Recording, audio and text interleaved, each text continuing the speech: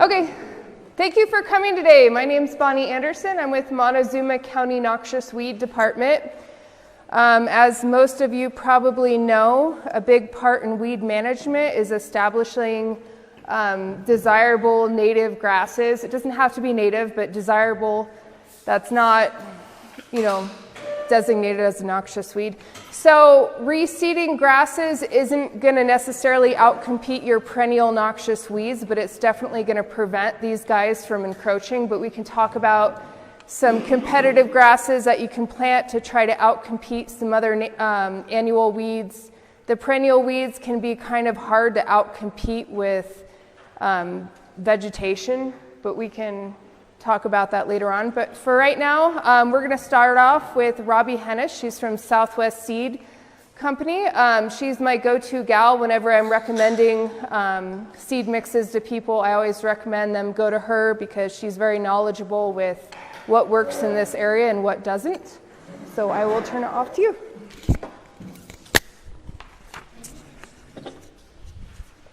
Okay, well, thank you, everybody. This is a great turnout. We had no idea what to expect. So I don't know if we brought enough brochures, and I am not here trying to advertise for Southwest Seed. This is really just about kind of what I know about planting grasses and other things. And I will echo a lot of what Bonnie said. There's no perfect cure. My seeds cannot outcompete somebody's noxious weeds. They can outcompete even the annual sometimes, but without it, we don't go anywhere. So some of you may find some of what I say to be very basic and at a beginner level, and I apologize. Knowing enough about seeds is a very broad topic, and so hopefully I give everybody something new that they haven't thought about yet, or we come up with questions that we all need to research. I will gladly admit that I don't know everything. So unfortunately, this is sort of where we start. The weeds sometimes are the dominators of the world, and that's what we would like to overcome, suppress a little bit so we can get what we want in the picture. I have three main objectives or topics that I'd like to cover today. So I want to talk about some of our basic systems, a way of thinking about what's going on as you're trying to get desirable plants established with plants themselves, what's happening with water that you have, whether it is only dry land provided by nature or if you've got irrigation, and how that interacts with the soils that you have. So that's one topic. Then I want you to understand a little bit about what's going on below ground. We focus most of the time on what we see above ground, and that's like the second half of the story. But knowing the first half can be really helpful as you're trying to get desirable grasses and plants established. And then third, the basic characteristics of most seeds. So at the end of this, we can talk specifically about specific species and plants in your specific situations. I want to give you some kind of background information that helps you process whatever it is you're going to put in the ground.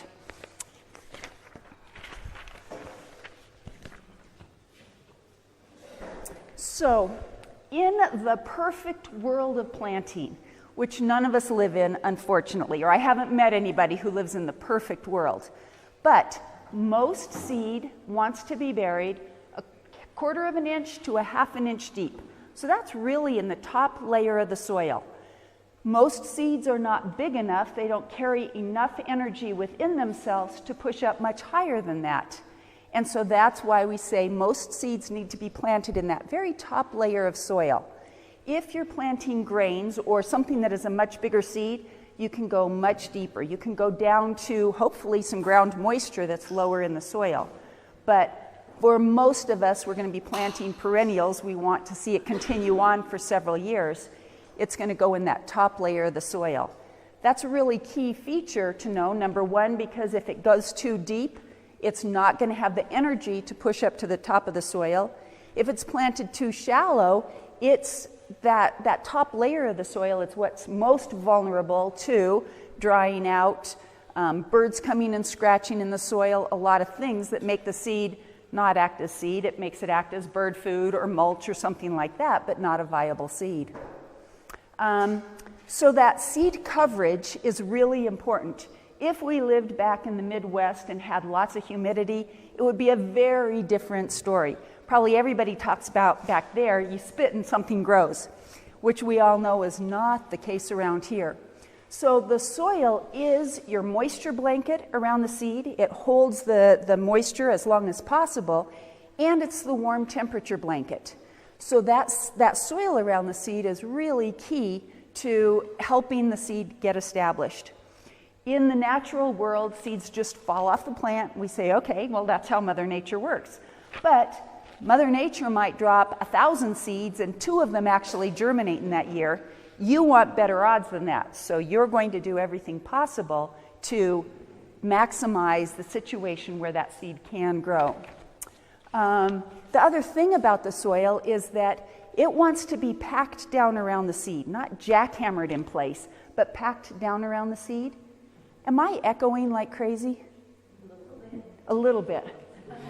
If I move this away a little, will that make it better? I think it's the room. I don't think it's the microphone. Okay. All right. So if the soil is loose around the seed, there's a lot of air gaps so that the moisture can evaporate quicker and the warm temperatures aren't held around the seed nearly as well. So again, we're talking about the perfect world. In the perfect world, you would like that to be rolled down across the seed. You'd like for the soil to be packed around the seed. In some cases, we'll tell people if you've got a 55-gallon drum and it's not 10 acres, roll that drum with some water across your land after you put the seed down. That would really help hold that soil around the seed a lot better. Now, oftentimes getting seed planted at 1/4 of an inch to 1/2 an inch, unless you have a tractor and a drill or a neighbor who's very kind in helping you out, that's not something that we've got either. So any way that you can try and get that seed buried in the soil is to your advantage. The seed tends to be one of the expensive components that you're putting into this to make it succeed. So raking it, if it's not, again, the 5 acres, I would dread to think about 5 acres in a rake. But anything that you can do. So a harrow, people will drag big, heavy pieces of chain link fence behind an ATV. Anything to try and get that seed incorporated into the soil in some way. We've joked and said, and I don't know anybody that's actually done it, but invite the football team over for a scrimmage. Get the neighbors' cows or horses over there, a little rodeoing wouldn't be a bad idea, actually. It's not perfect by any means, but anything that helps get that seed incorporated in the soil. There is a fantasy belief that if I put the seed on the ground, it will grow. And it's just not really going to work like that. So we've gone through, I think, all of these. So we're aiming for the best that we can manage with the resources at each of our disposal. But I hope that gives you a sense of what you're trying to accomplish, and then get as creative as you can about getting that seed incorporated in the soil. Okay, the next thing is, in our land, we mostly deal with dry land. I recognize that. So part of this section might not be relevant to you if you don't have any supplemental moisture. However, I will say that if you are planting perennials, so crops that you expect, or seed that you expect to be there more than just the first year, that first year is an establishment year.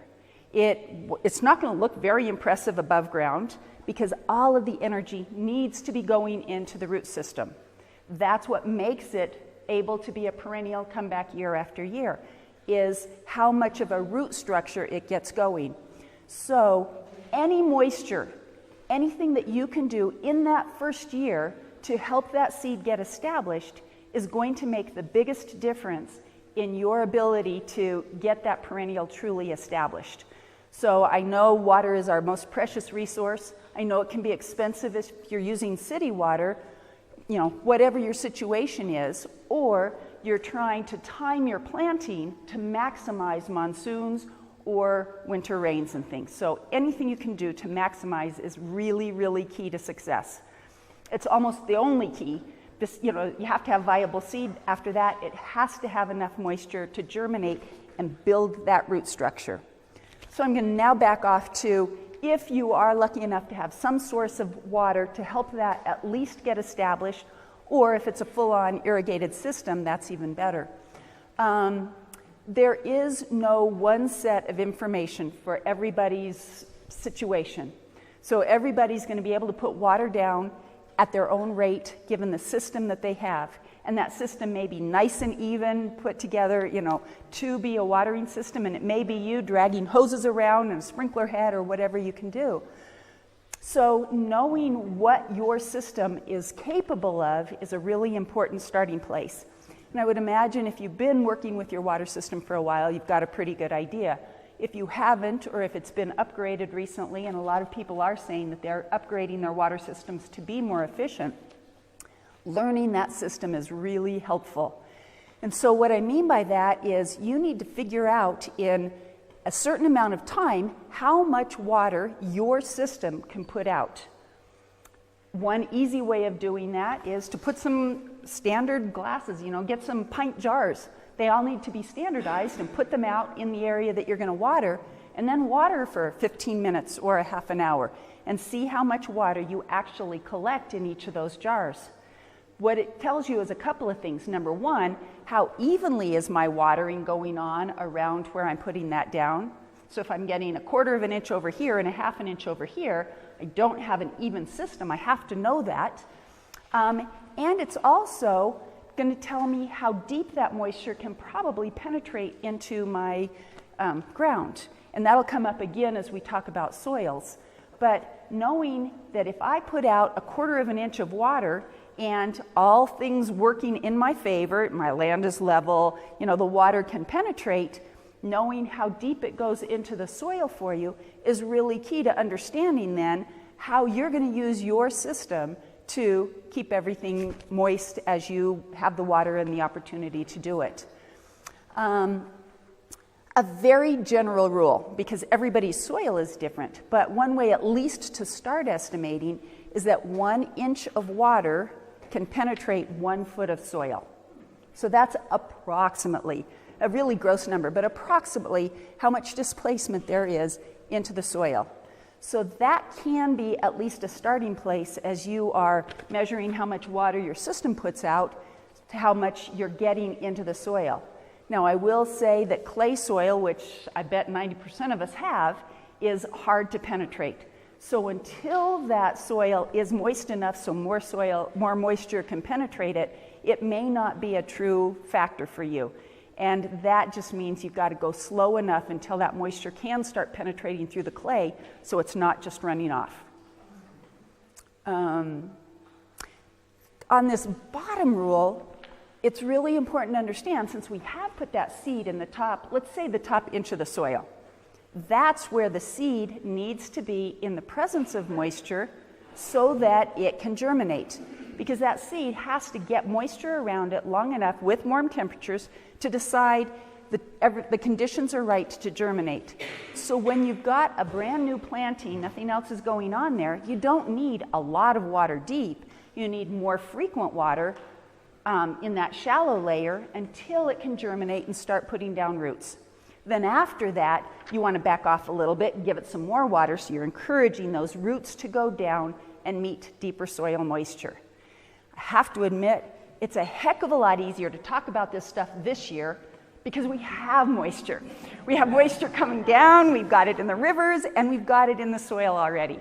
So when I'm talking about this in a dry year, it's so very, very hard to get enough moisture in the system slowly so it's penetrating so that those little roots can continue to grow. And it is probably one of the leading causes of failure, and it's not anybody's failure, it's just the system, and it's our arid climate around here.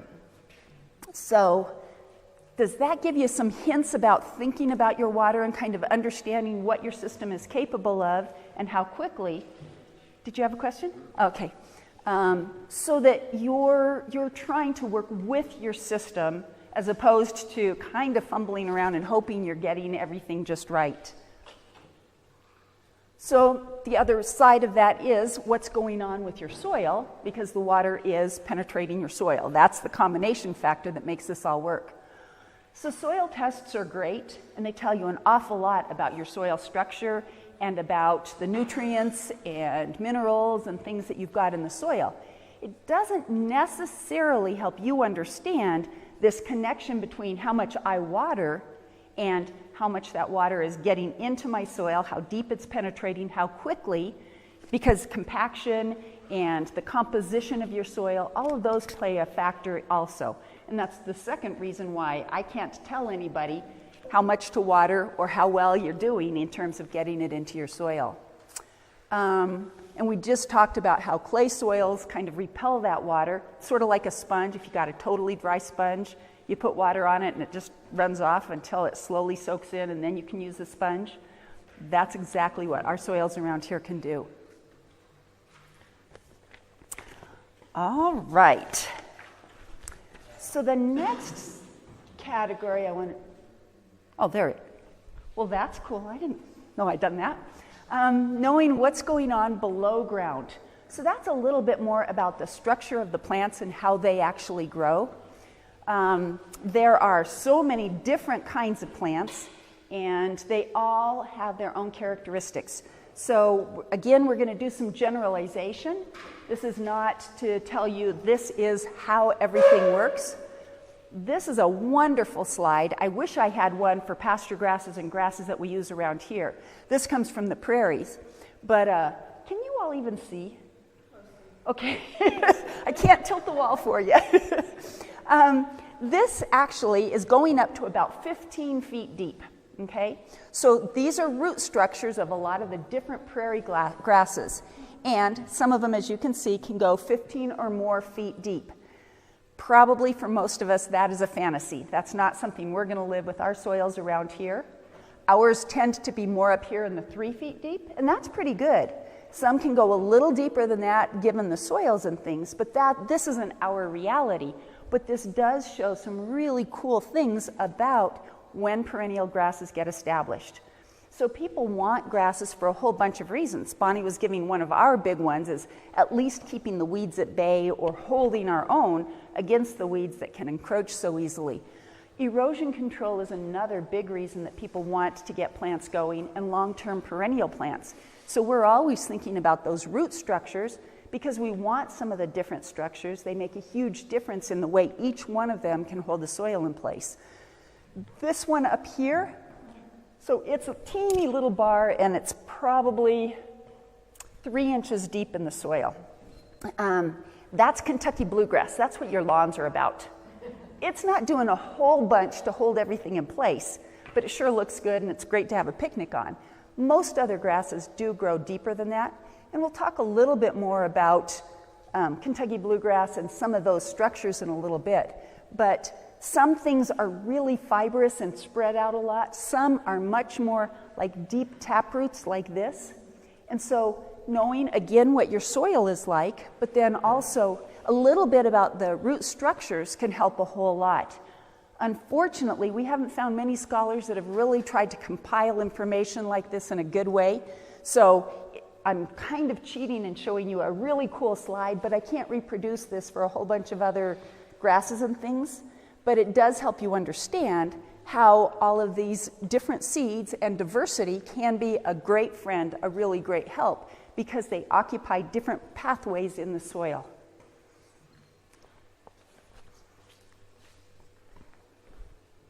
Here's another bit about roots. And this is really instructional, especially for grazing operations, whether it's the deer and the elk or cattle or sheep or whatever. And that is really about how the roots are affected by what's going on above ground. That's pretty logical. We know it's the photosynthesis that feeds the plants that feed the roots. But when you remove too much of that top structure, you're impacting the roots, and you're impacting the roots quite dramatically for a while until they can kind of regroup and start pushing enough energy up so that that photosynthesis process starts again. So what this is showing is that when only about 50% of your top matter has been grazed off or cut, you don't really stop that root growth at all.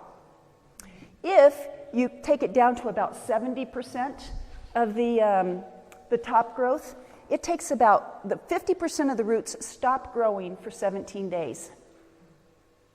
And if you take it down to about 90%, you've taken off 90% of the grass, and that is when we talk about the classic overgrazing situation, then the roots just have to stop. There's nothing to feed them for quite a while, and they slowly get that process generating again. So understanding kind of that above ground maintenance has an awful lot to do, and especially in the first 2 years of getting something established. And I know a lot of people come into Southwest Seed and say, what's going to grow the fastest? I have to get my animals on the land. Well, it's a real big problem, not only for this, but because we're looking at longer term roots, probably perennials with this. Those roots really are shallow and just getting started at first. And so animals that graze too soon, they're not only taking off that top matter, but they're pulling the roots out, everything out and eating it. And so then, of course, you don't have a plant there anymore. It's not just slowed down, it's not going to grow. So as much as possible, you want to be managing for whatever it is you're trying to do with that land right now, but also your next objectives, because you can really make a difference if you're too hasty in what you need to accomplish on that land.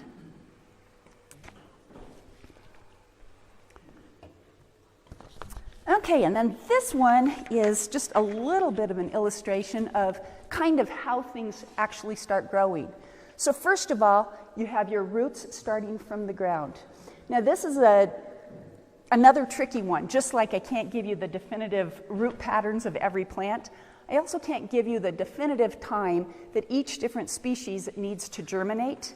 They all germinate at different time rates. So I would say typically it's between 1 week and 4 weeks. That's the time phase. Especially if you're putting in a mix, you may get something and it's looking great, but you've only got one species in your mix that's actually germinating right now, and other things are going to be coming along down the line. So that root structure is the first thing that comes, and then you get your little seedling or your cotyledon pushing up through the soil, and that's let's say that that's in about 3 weeks. 3 weeks after you planted and conditions are right. Then you get the first actual leaf coming up out of the ground. It takes 4 more weeks to get to the 2-leaf to 4-leaf stage, which is kind of where everything is really starting to produce a recognizable plant above ground. And then this tillering is a really typical way of understanding the development of your grass. And tillering is a concept related to grasses, not flowers and other things. But so when you first get something growing, you've got your main shoot coming up. Tillering is where you're starting to get other shoots coming up from that same plant. So that's when it can start bushing out a little bit, becoming more than just a little plant coming up in the soil. So that tillering concept, it plays a lot into when and how you fertilize, because when you start tillering, then that plant, and especially with the annuals, that's when it's most receptive to taking up fertilizers and things. And it's also when you start observing for when you're going to be cutting grasses and things like that also.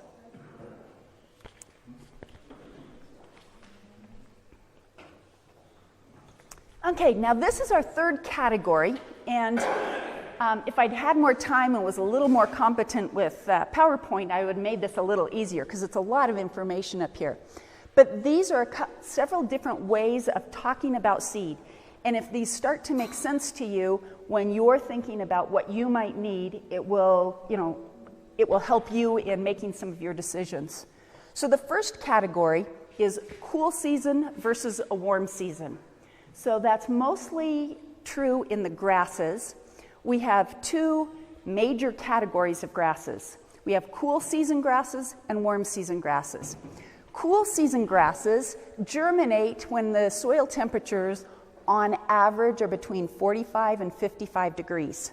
So they can germinate when the soil is still much cooler.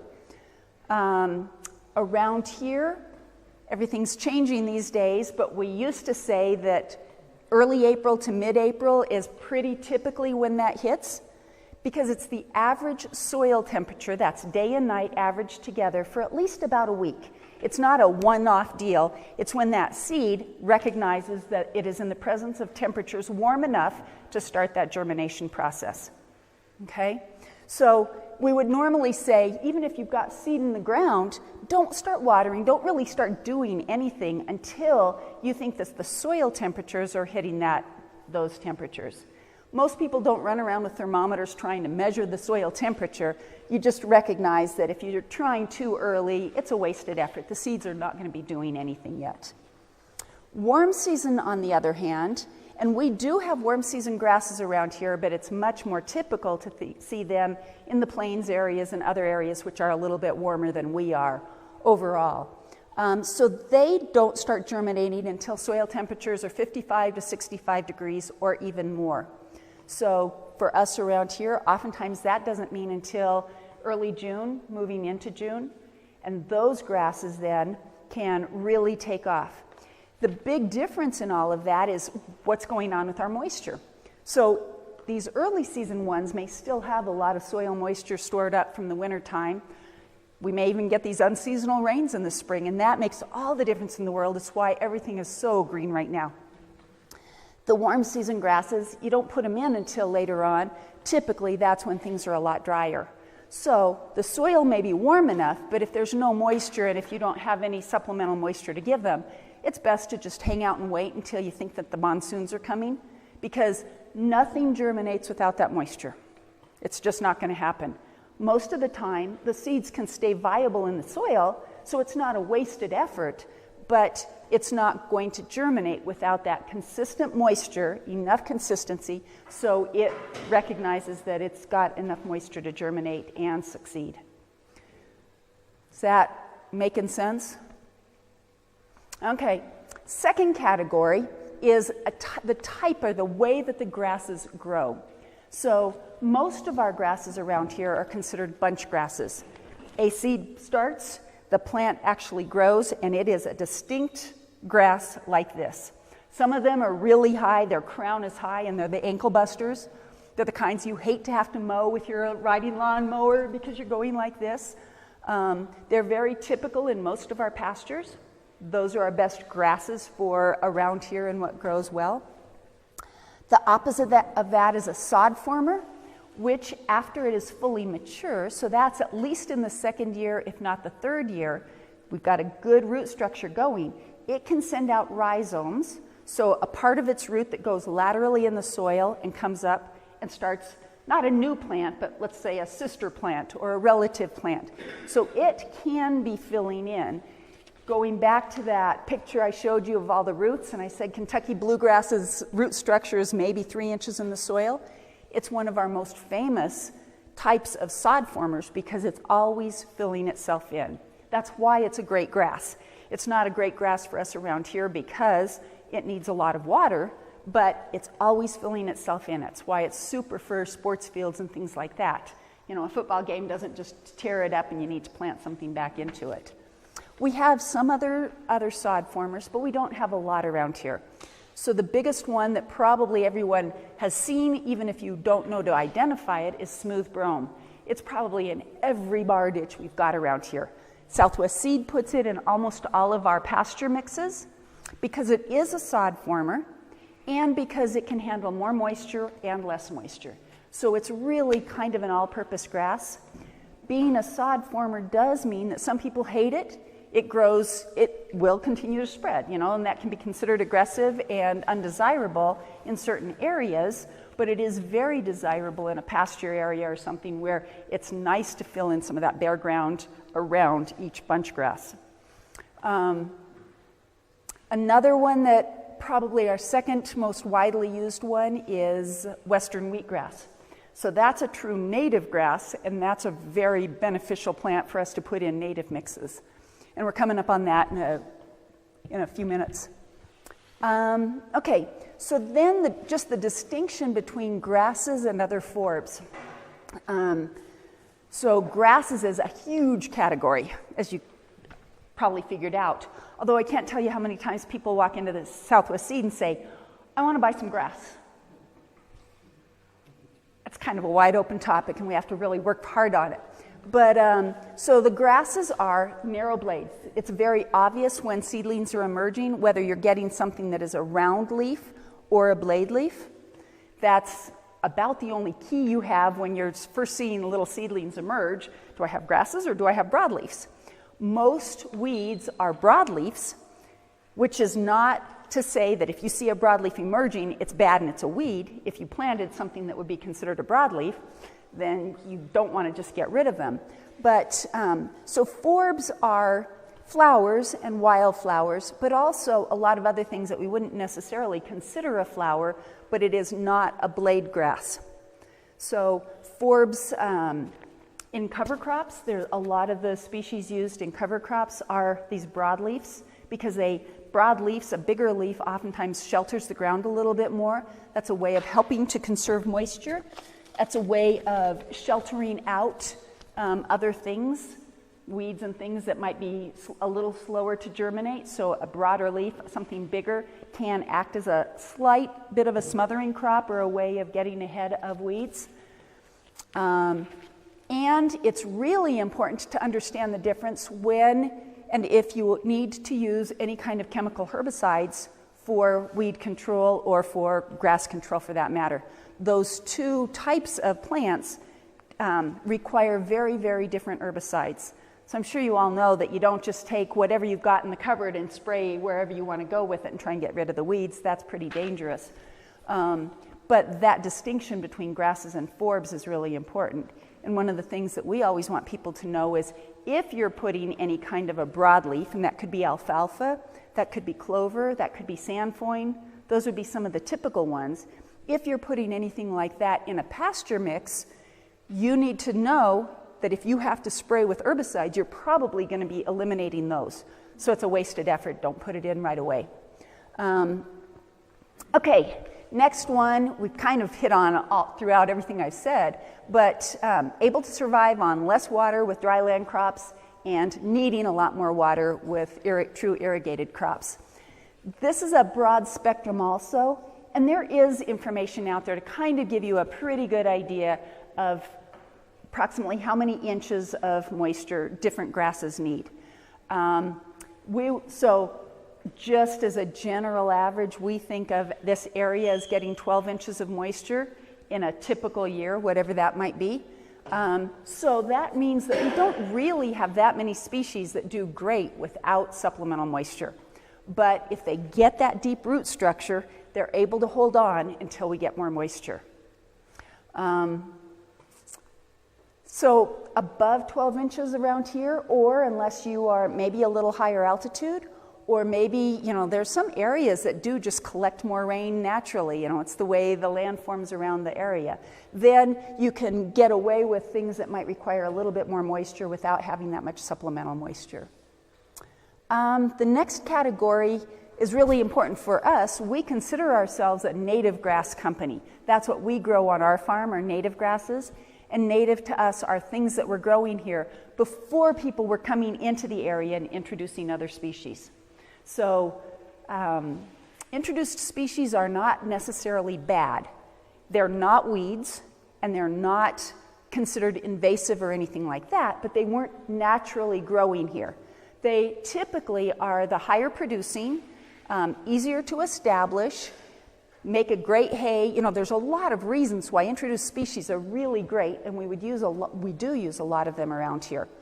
And pastures would be one of the big reasons. All the turf grasses are introduced species. They're not local to us. The natives come into play a lot more for anybody that's doing work on federal or state land. Some properties, some homeowners associations require you to use all natives. In the big picture, I couldn't actually tell you if your land is worth more money, if you get any kind of actual dollar value for having all natives on your land. But some people have that philosophy, that belief that that is a really good thing to do. Natives tend to be more expensive and can be slower to grow because they have not been, if I say engineered, I do mean that word, but I'm not talking about GMO engineering. I'm talking about selecting, I'm talking about crossbreeding, things like that.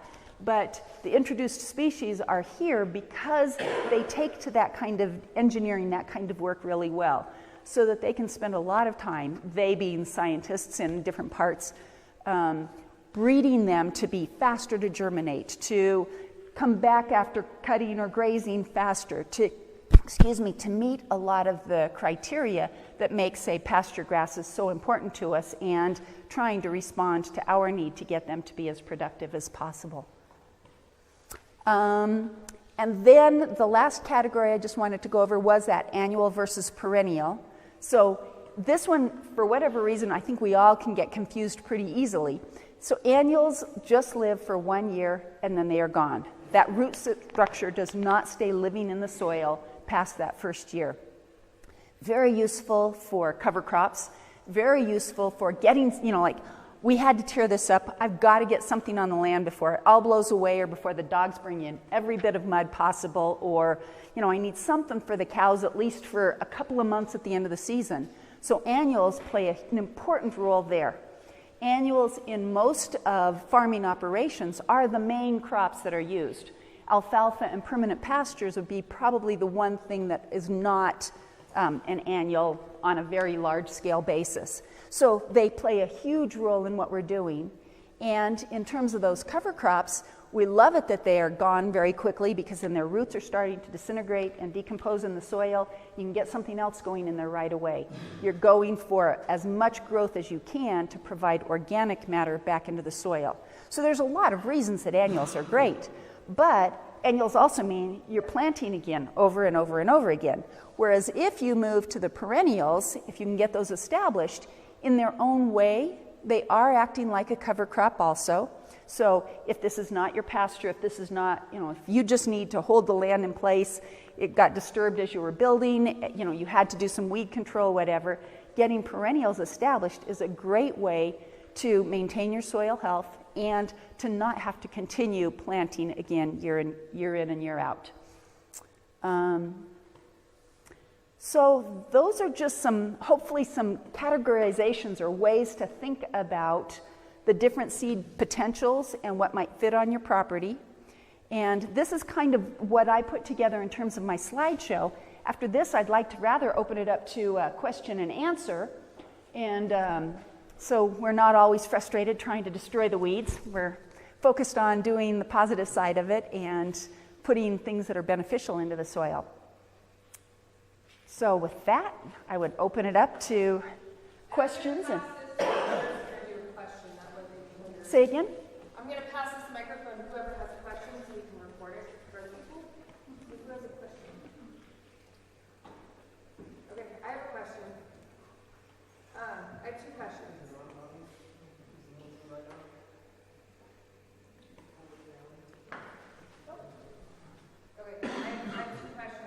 First question is about overwatering. I see a lot of flood irrigating going on, and I kind of feel like the plants do need some oxygen, and so they are suffocating certain species, and what you'll result with is the swamp grass. So how do you know when you're overwatering, suffocating?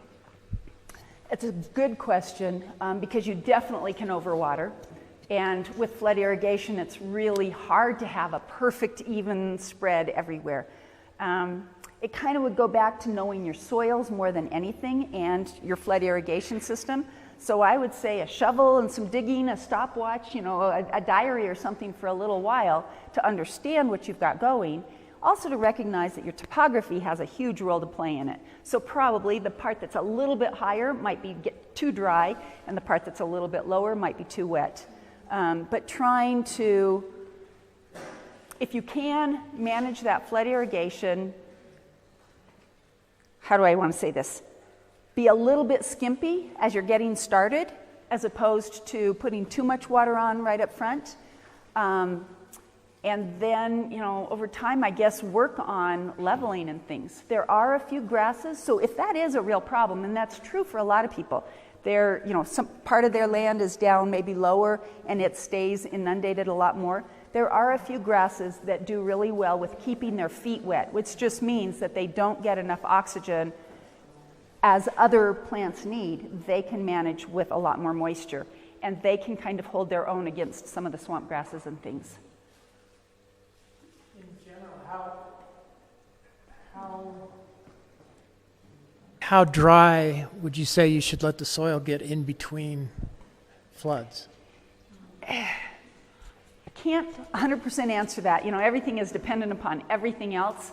I would say it's knowing your soils, you know, how much clay, how much sand, and everything in between, so how quickly it can dry out. But should it get dry? No, not, if possible, not totally dry, but the top is what's going to dry out first. We can get really fooled into thinking that, oh my gosh, you know, it's super dry, and it's not. Maybe it's only dried down an inch or two. So digging down a little bit, kind of learning how, you know, if it's pretty moderate temperatures right now in the 70s, we're doing great. When it gets up there to 80, 85, it's going to dry out a lot faster. The more plant coverage you've got, the more it's going to hold that moisture in. And it's learning your own soils more than having a formula for you.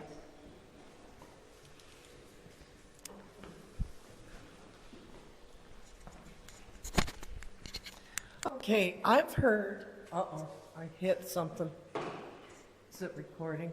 I think you're good with the lights. Okay, good. I heard that Zane Grey, the author, wrote about the area out by Dove Creek as having grasses as high as the belly of a horse. That there was a passage in that book. And I just am wondering, what was that grass? What was that native grass? Do you know?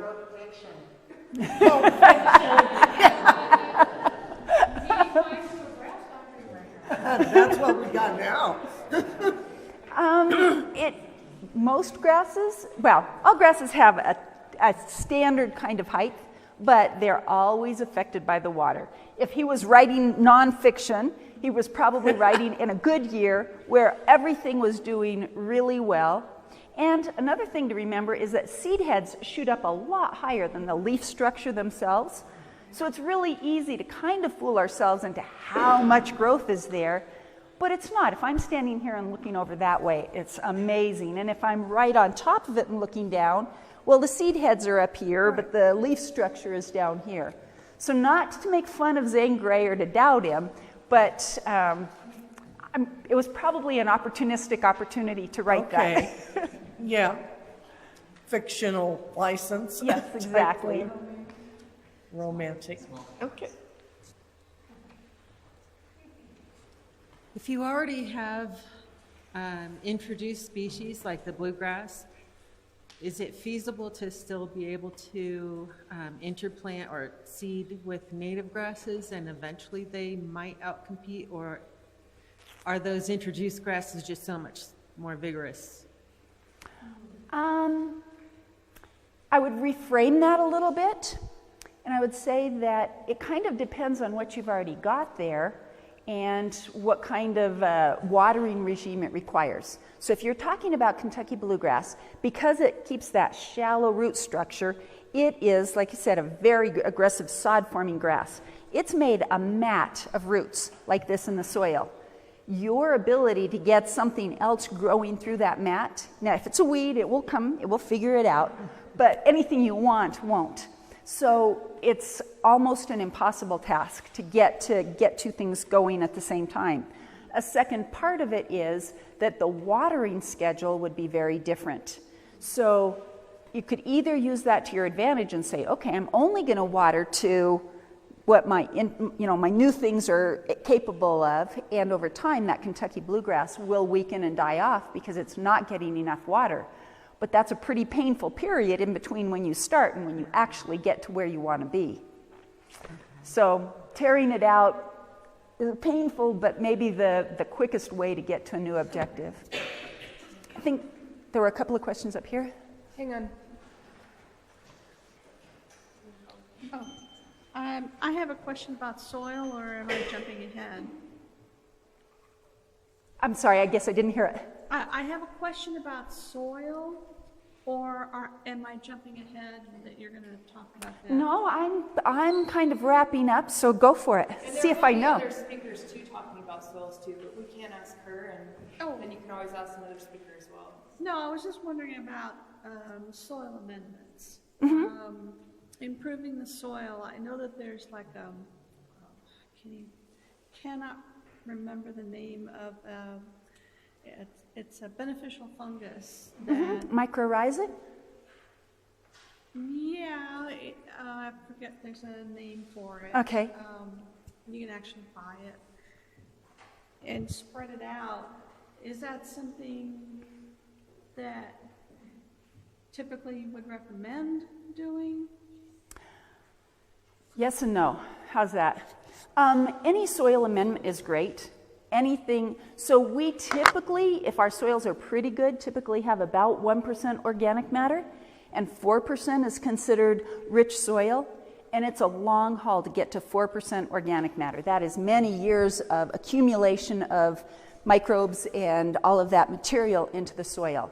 So any soil amendment that is adding to that or adding to the ability of the plants to grow to continue contributing that organic matter is good. If you're dealing with a small area, it's very feasible. For anybody that's talking, even a quarter of an acre is a lot of land when you start getting to some of those things that you're really putting soils down or something like that.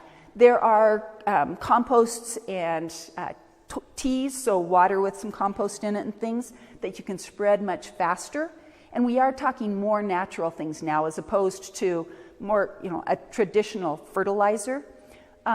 So the answer is yes, it's a great idea, and there are a lot of different things out there and opportunities, but it may become cost prohibitive or just effort prohibitive to get that down on a very large piece of land. Okay. And I think sometimes when you do that, you need to make sure that you have enough water, because you can burn your plants putting too hot of a mix down. Yeah, and too hot means that if you're using manures and it hasn't sat there for several years, it's probably going to be more damaging than it is helpful. The same thing with fertilizers, actually. So most of our fertilizers are pretty heavy in nitrogen, and that's very, very hard on new root shoots. So fertilizers are not necessarily your friend early on unless you go with a nursery type starter, which is very low in the nitrogen and heavier in other things that are going to help with the root growth more than try and grow a big plant. And Emily Lockhart's going to talk about some soil samples, but that might be a good first step to see what your soils are needing. That way, if they already have something and you're putting a bunch more of it, it's not going to burn it up. But Emily will talk about that too. There's one more right here. Hey, I was just wondering, do you have a recommendation of a management technique or not management of that flush of annual weeds that come up after a seeding, typically like Russian thistle and kochia? The best thing you can do is to not let them go back to seed because you've exhausted that large bank of seeds in the soil. I did want to tell you guys this because I was horrified when I read it. They did one study in Minnesota and figured that there were 130 million weed seeds in 1 acre of soil. Just, your average acre, even if there's something beneficial on it also. So getting rid of that seed stock is one of the best things you can do. So some mowing at the right time. Now I know a lot of things, if you mow too early, it can just come back and start making seeds again, just lower to the ground. So you're compounding your problem as opposed to solving it. So kind of watching, you don't want to just be so aggressive that you're just helping it get even stronger or more vigorous in terms of seed production. If you've got the opportunity to cultivate, but most of us aren't planting this in rows, we're trying to get coverage everywhere, and so you don't have a good way of just addressing those weeds. Yeah. Thank you.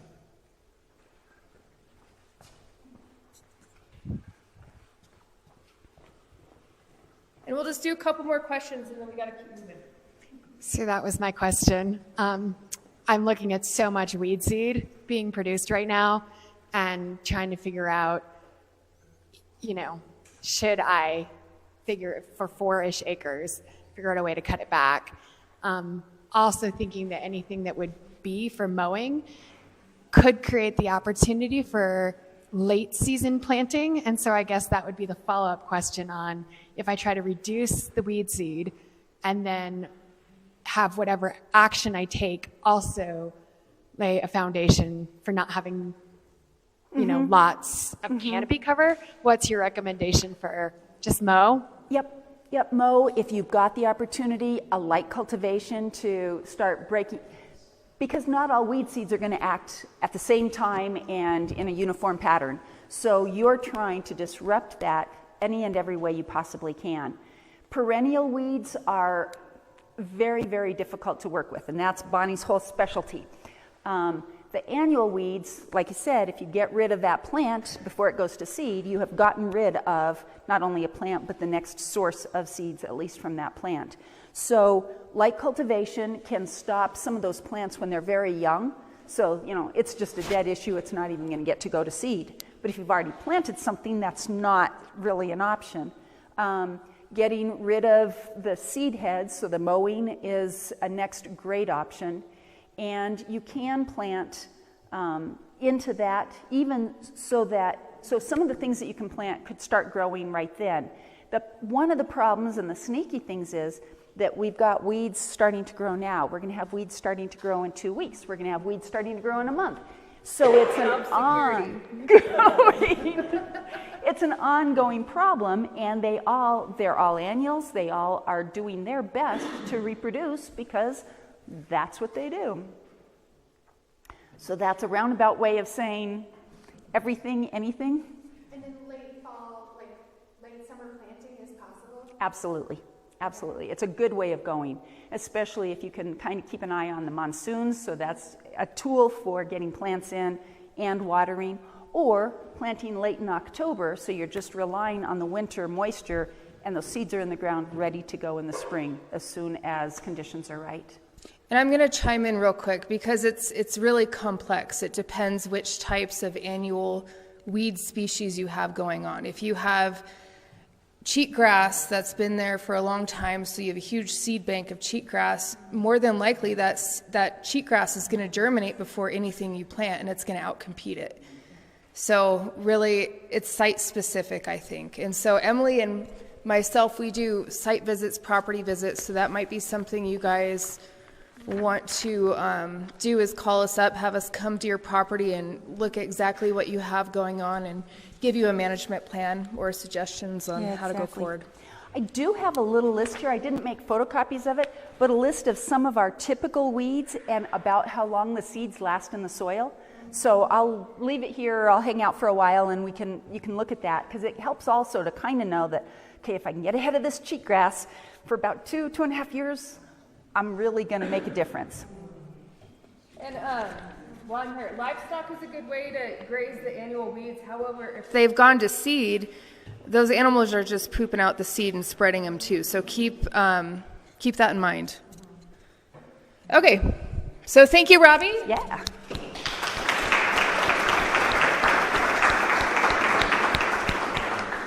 Okay, we're going to do Emily next because she's going to have to go to Bayfield later today. Does that work, Emily? That way you can split out a little early. And then we're going to have Nova from High Desert Conservation District go last. And they actually brought their no-till seed drill, so that'll work perfectly. She'll talk, and then we could go out and look at the no-till seed drill. So this is Emily Lockhart. She's with CSU Extension. She's going to talk about soil samples and... Use mine because there's like so many different connections going on right now. She's going to also talk about different studies CSU Extension is doing right now on alternative crops in this area. Oh, there we go. Thank you.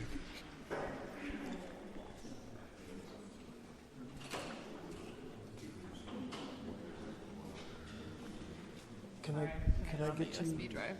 Oh, yeah. I've got a clip, Okay. or there's a magnet, whichever you'd prefer. Okay. Is that like you're good? Is that okay? Thank you. Okay. And this is all going to be posted online, so if you want to watch it again, if you missed some stuff, it'll be on YouTube. I'm really excited that I can watch it again. Yeah, you can watch yourself. Oh, it's already on Facebook?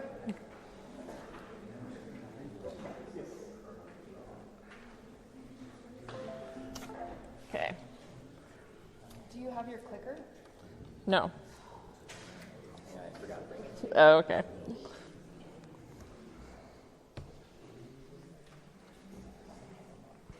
Which one is it? Should be the one seeding workshop.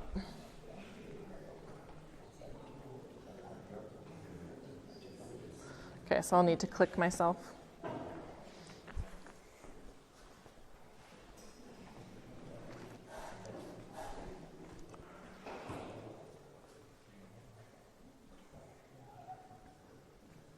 Okay, thanks, Bonnie. As Bonnie said, my name's Emily Lockard, so I work for CSU Extension in Montezuma County, and I'm the director of the office, and I'm also an agriculture agent, so my background is in livestock and range science, and so I have a few different projects related to dryland restoration that I'll talk about. I'll also talk about soils, how to know, what you're dealing with on your property in terms of the potential of your land.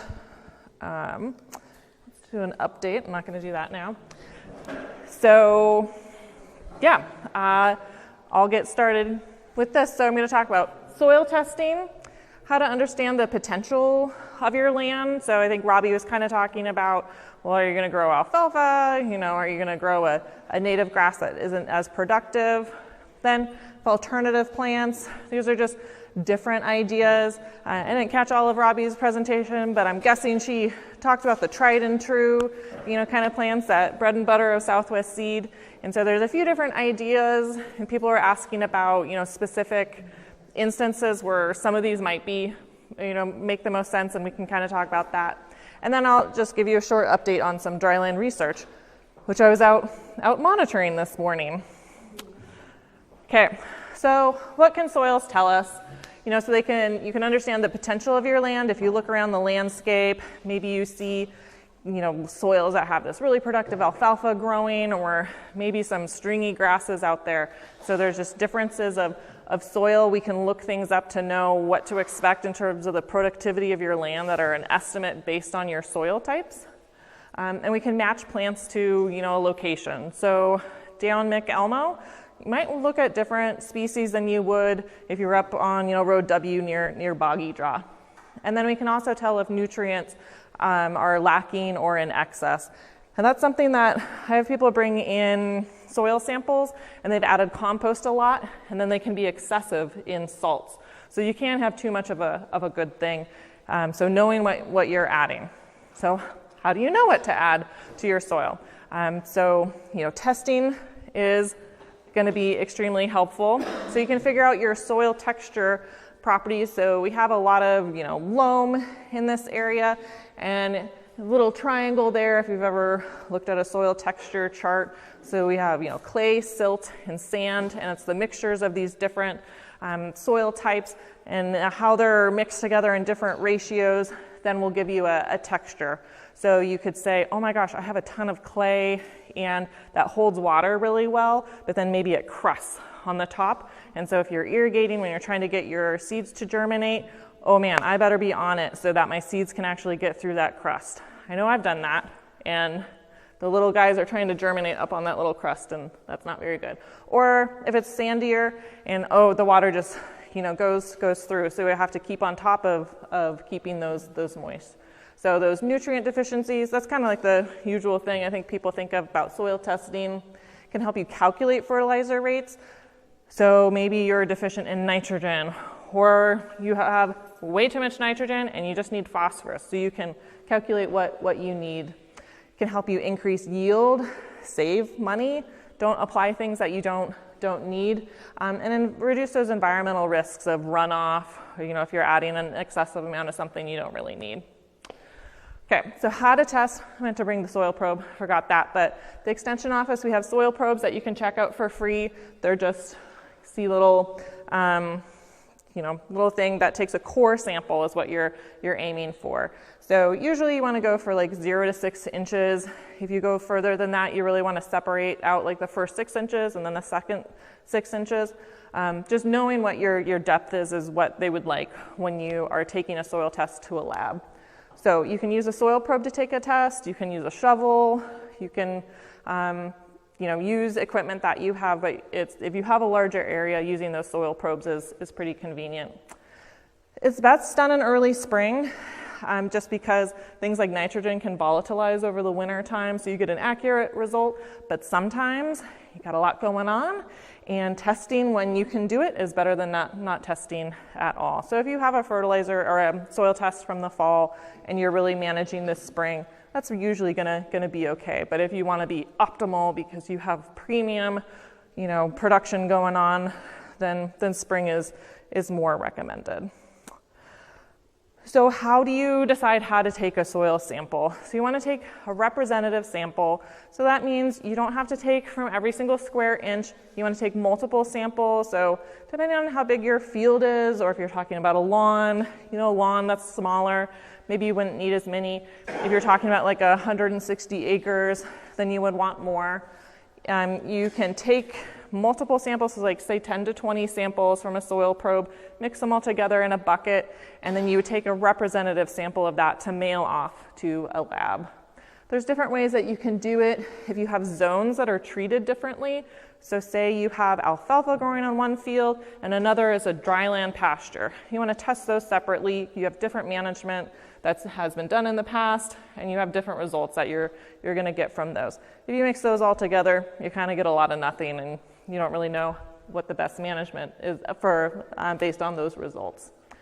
If you have no idea, you just bought a property, you're like, I don't really get this field, you can do grid. There's a few different ways that you can do. Typically, I walk out in like an S pattern or a W, so I'm getting variation throughout that field in those core samples that I'm taking with the soil test. So that's a bucket, if you can see, with little plugs that are from the soil test that I've gathered there. So the big things that a lot of people are looking for is like, your nitrogen, potassium, phosphorus, so your, macronutrients. I don't typically see a lot of issues with micronutrients. Again, if you're seeing something weird on your plant, maybe you might want to, test for that. If you're dryland native plants, then this can become a little less important, and I wouldn't worry about those as much. Getting those fertilizer recommendations from your soil test, knowing what your pH is. Sometimes with repeated, fertilizer applications, a field that's been under, annual cropping for a pretty long time, we can see that pH trying to creep up towards 8. So we just want to know that, because then that will impact plant availability of different nutrients. And then salts, we can have higher salts in this area, and we can deal with that. We can plant, plants that are better suited and adapted to higher salts. But like I mentioned with compost, someone bring in a sample or email me a sample, and that was really high in salts, to the point that this was in garden beds. But we can manage things like that, either amending or trying to leach out things like that. But I'm glad it was in a garden bed and not in a huge field. And then you can pay for someone to do a soil texture analysis as part of a soil test, or there's a home test that you can do in a jar where you put in like a cup of soil, a cup of water, and a drop of dish detergent. You shake that jar for 5 minutes, and then you record, what falls first, the heaviest particle. So, your sand is going to fall, and then your silt is going to fall, and your clay. And so then you can get kind of an estimate from that. Okay, how often should you take a test? So you can do that prior to seeding, so you know what you're dealing with. Ideally, maybe every 3 years, frequently that you can make some decisions, and when it's cost effective. So if you're not going to do anything with the information, don't waste $20 on it. So don't feel compelled if you're not planning on doing anything. But if you have a problem, this can always be a good place to start. Okay, so you do a soil test. Now you're like, I think I need to add something, or you're thinking about it. So what does what I'm planting need? I think Robbie talked about native plants. It's not always a good idea, and usually it's probably not a good idea to add fertilizer. But if I have a pasture grass and it's irrigated, okay, well then maybe I'll need nitrogen. But maybe I'm planting a legume. Okay, well then maybe I really need to focus on phosphorus for that. If a deficiency exists, knowing what you need. So you can go buy fertilizer that has all the things in it, but if you're excessive in one area, if you're excessive in nitrogen, you can seek out fertilizers that are specific to your needs. Knowing how much, so a lot of times a soil test will give a recommendation based on like pounds to acre or, per square foot, something like that. What type of fertilizer?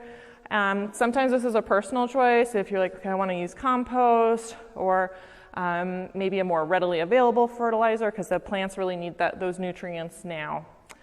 And then how to apply, and this can just be a function of, okay, what equipment do I have? When I'm seeding, can I apply if my plants need fertilizer? Can I apply it while I'm seeding, save myself some trouble? Or am I gonna borrow the fertilizer spreader from the conservation district, to spread out that fertilizer? And when is the best time? Okay, so do my plants need this right now? Or do I really not want to plant or fertilize when I'm planting? Do I want to wait a year from now?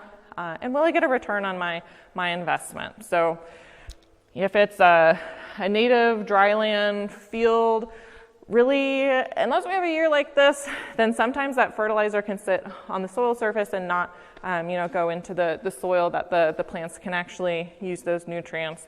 I used to work at the research center. We were doing a fertilizer study with wheat on dry land, and those little granules of nitrogen fertilizer, they just sat on the surface. So that wasn't really a nitrogen study, right? Because the plants weren't actually using it.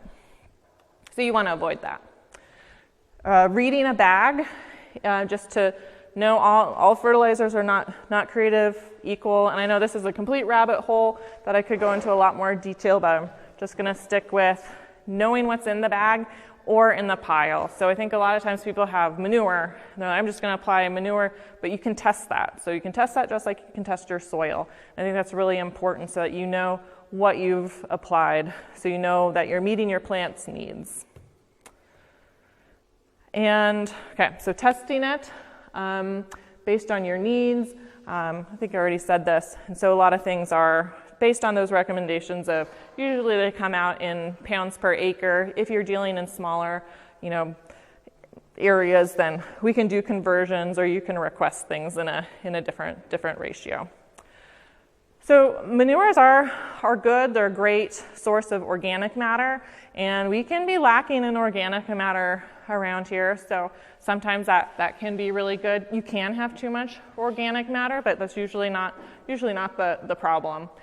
So thinking about if a raindrop is going to hit your pasture or your field, like how are you going to get that raindrop to be incorporated and that your plant is going to be able to use it? And compost can help with, kind of adding that like tilth and through the addition of organic matter. But if you're talking on a large scale, that's often pretty hard to find. You might have a friend who has horses or something and they're trying to get rid of it, which, that can be great. But there is slight caution with herbicide residuals. Sometimes people will say, oh, it's horse manure. It's not just horse manure. Any animal herbicides can pass through. So if something like Milestone was used in a pasture and there's certain regulations that the hay not be removed for, I think, is it 18 months, Bonnie? If it was, fed to an animal and then, kept that residual from the herbicide for those 18 months can last. So this isn't super common, but it's just something to be aware of. And so a simple way to test for this is what's called a pea pot test or a bioassay. So you can take some of that manure in some soil and plant a pea and just a pea seed, and if the pea comes up, looks like a normal pea, you're ready to rock and roll. If it comes up cupped and curled, then sometimes that can indicate herbicide residual. You can also test for herbicide residual, but you really need to know what you're testing for because those tests are like $300 a pop. So they're extremely, extremely expensive. You can also ask your friend, what did you feed your animals? So there's ways to get at that, just mentioning that as a caution. And different sources of manure can tend to have different amounts of nutrients, but this is something that you can kind of ascertain, by testing them. So, poultry manure can be pretty high in nitrogen, and just testing these things before you apply.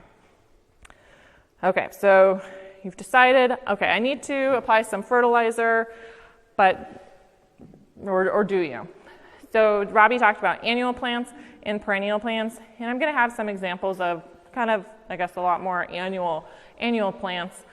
So when you are seeding annual plants that you typically are fertilizing like before or during planting, because those plants are trying to grow that season.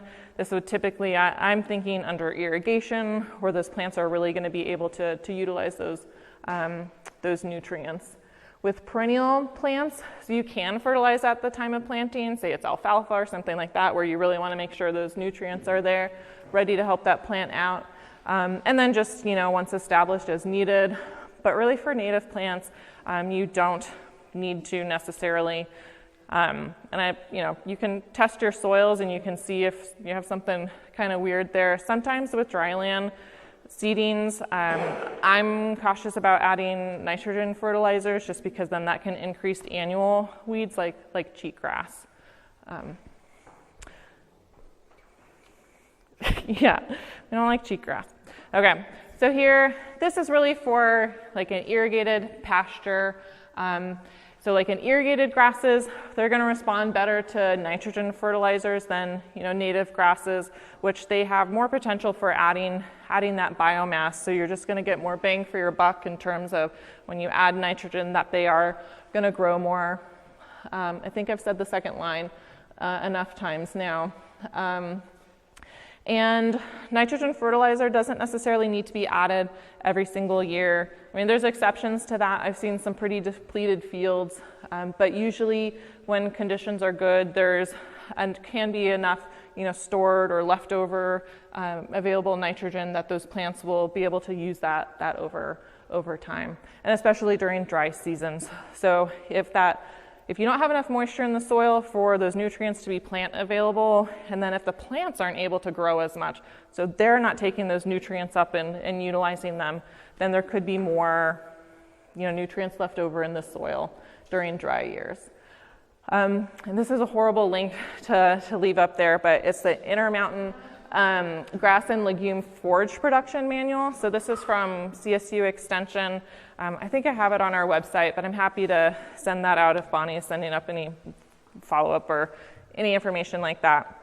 It's a really great resource that talks about weed management, site prep for seeding, estimates for fertilizing, and it talks about different species as well. Okay. So now I'm going to talk about a few tools for estimating your site potential. And this is when you look at your property, maybe you can notice oh man, on this area, the grasses just grow a lot better, and up here, or the soil's kind of more shallow, and it's just not as productive. So there's a tool called Web Soil Survey. I'm going to go grab my water.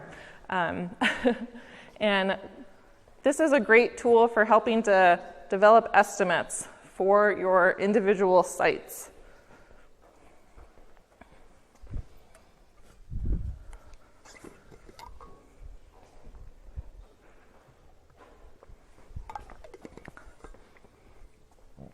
Sorry, I've been outside all day. I'm a little dehydrated. Okay, so Web Soil Survey.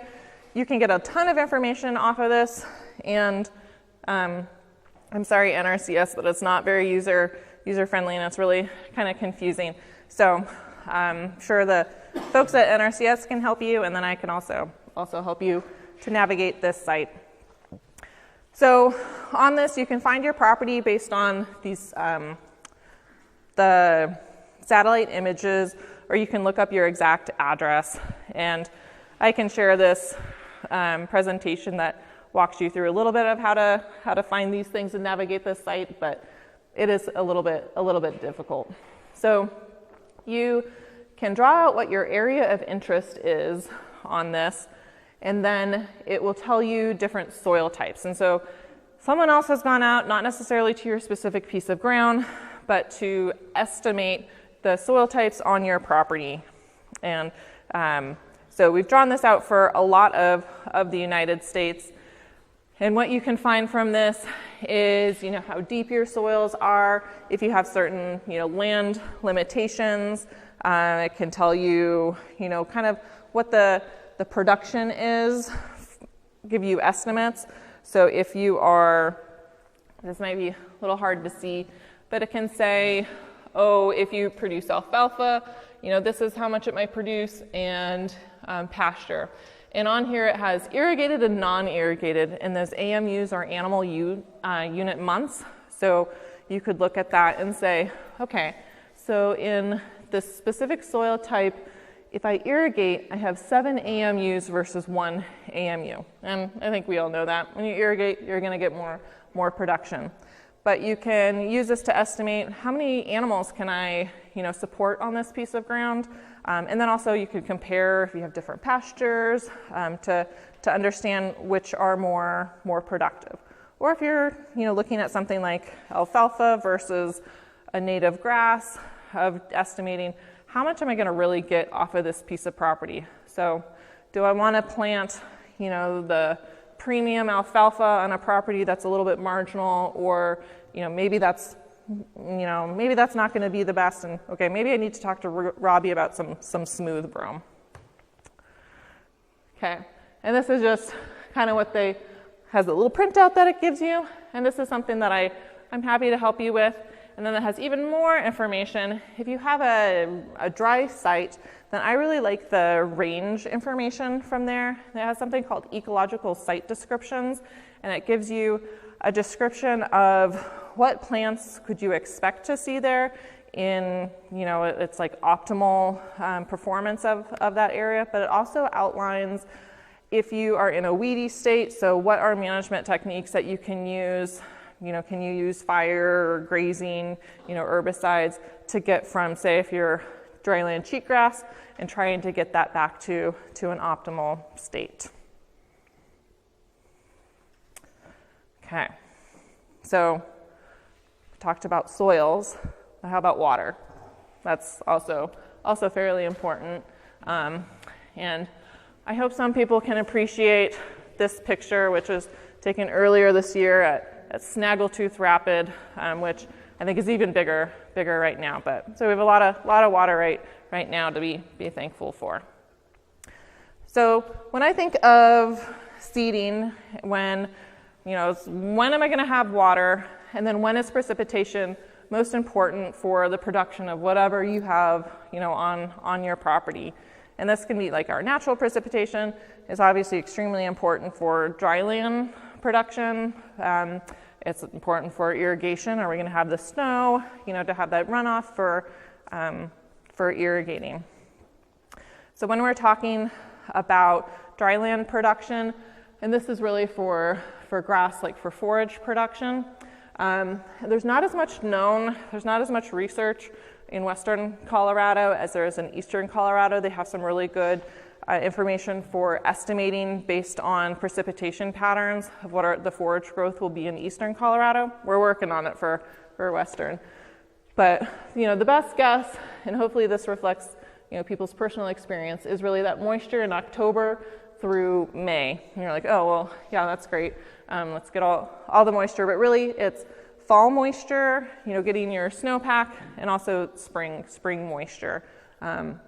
And this is really favoring cool season plants, which is what we typically have in this area. So this is a graph looking at our precipitation normals. And so when we have precipitation normals, they look at 30-year periods of like temperature or precipitation. And then every 10 years, they do the last 30 years. So it updates every 10 years. And so we can see a few different differences. Is this lighter green is 1981 to 2010, and the darker green is 1991 to 2020. And we can see like, okay, well maybe there's more precipitation now in January, more in, or less in March. I look at like, okay, I see our monsoon, how things maybe are changing. And this isn't perfect because not all year is, that average or the same. But when we're looking at, what are we going to plant? What worked 30 years ago, is that still working? And maybe you have that personal experience you can rely on. But just thinking about, how things might be changing over time, I think is also important. This one is looking at those snowfall normals. So, getting a lot of a lot of that winter moisture as well. And so we can see in some areas, where those normals are kind of decreasing. Okay, so that's all great, but what are the water requirements of what we're planting? And what I'm trying to get out here is, just matching what precipitation might you have, what might you have this year, what were your experiences last year, and how might that inform your decisions going forward to be able to have, build resilience in your pastures for being able to get through those drier years. So we can see there has been research done, and I think this was done in Fruita. Oh no, sorry, this is in Farmington. And so we have different grasses that will respond better to, different irrigation. So, things like intermediate wheatgrass or smooth brome, as we add more moisture, we can get more forage production out of them. Things like crested wheatgrass, we're just not getting as much, but those are really designed for, or they're evolved to, grow without a lot of moisture, and they're just not getting that growth response. So we can just see that as we're deciding what to plant. And this is a fact sheet, little information about the water needs of different plants at different times of the year. So say you were looking at something like alfalfa, so that early season water, if you have water in a limited water year, the recommendation is really to put that water on, at the beginning of the season instead of waiting till later. But then if you're looking at something like corn, well, you need water later in the season for that plant to be able to, fill those kernels and to be able to produce well. So say you're on summit irrigation, you might go, am I going to have later water in the season? Well, I'm going to guess you're not. And that's probably why we don't see a lot of corn on one reason, So just thinking of and that's kind of an extreme case, but okay, when am I going to have water? And, we're all rolling the dice that we're ever going to have water, but how do we match, those plants to our environment? So you're thinking of those critical times for precipitation, when your crop needs moisture, and how much is needed.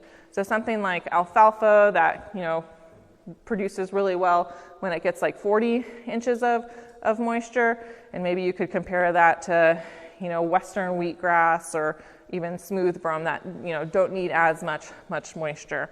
But maybe you're like, you know what, I'm going to be fine. I'm going to have that water and I'm going to plant alfalfa. Okay, so you have so many options, there's so many variables, trying to figure out what to choose.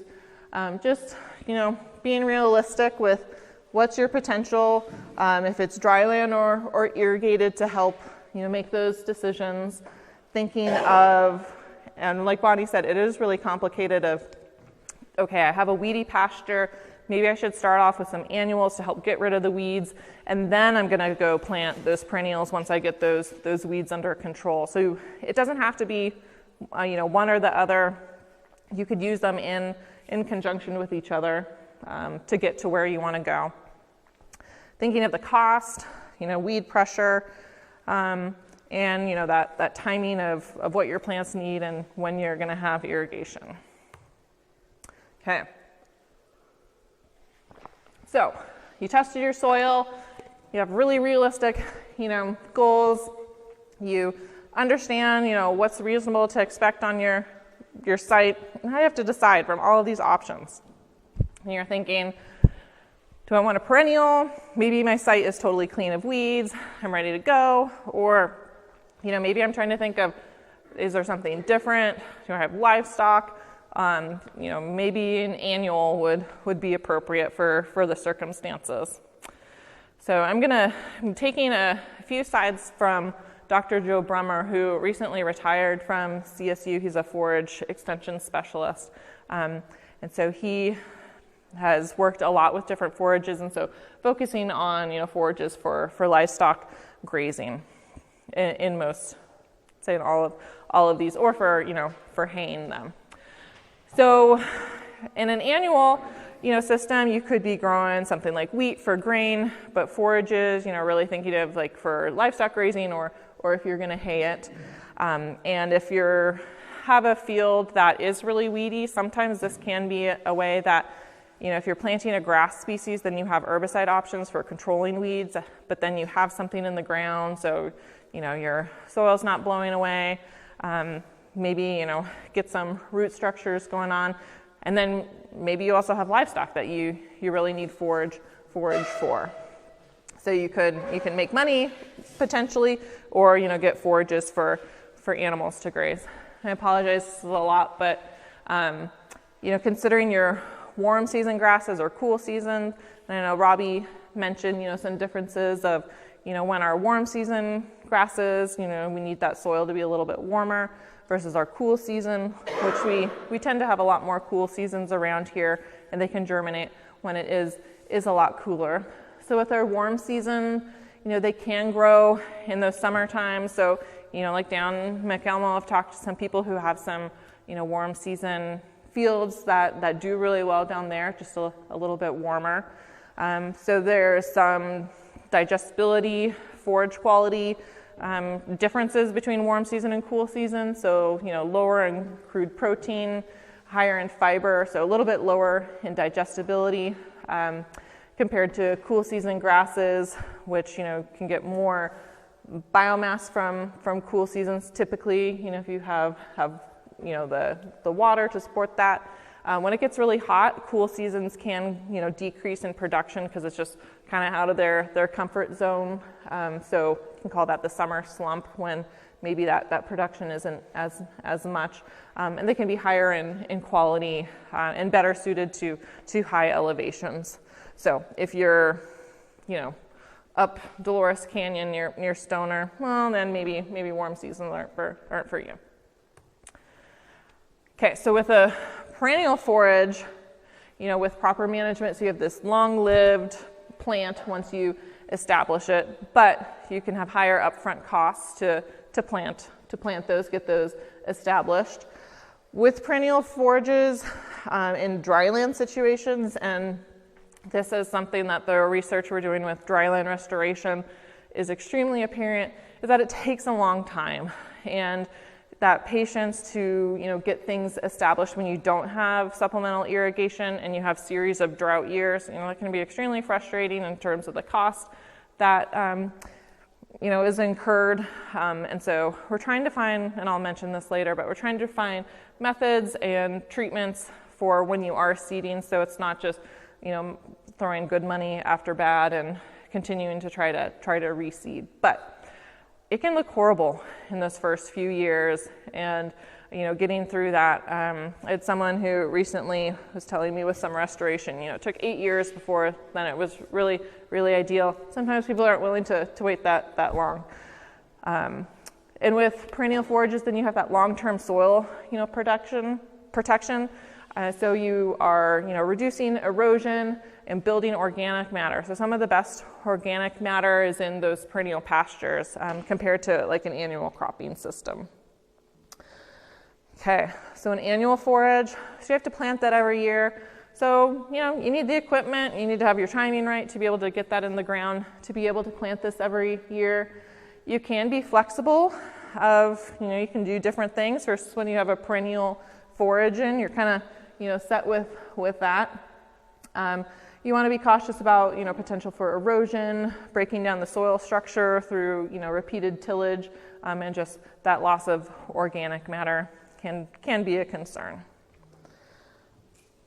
Okay, so with warm season annuals, and I know this is something that I've had more questions on, and some researchers are looking at, well, what are our options or optimal for southwestern Colorado with warm season annuals? Because around here I would really think of cool season annuals as being typical, and sometimes I think it's dicey that under irrigation, if you'll have the irrigation when those warm season annuals really need that moisture.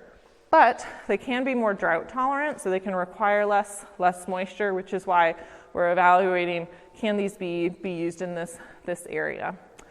So we have a lot of different options, and I've heard of people trying a lot of different, lot of these different, plants like millets, Sudan grass, sorghum Sudan, corn, teff.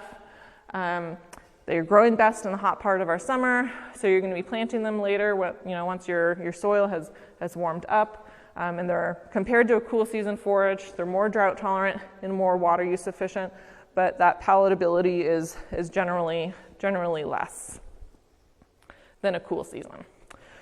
So one thing that Joe Brummer has talked about that I haven't explored as much, but are millets, and so a foxtail millet, and so this can be a really water efficient use crop, so they don't produce as much biomass, but this could be something if you think that you'll have water later in the summer, but maybe you don't have as much and you're in a little warmer environment, that might be an option.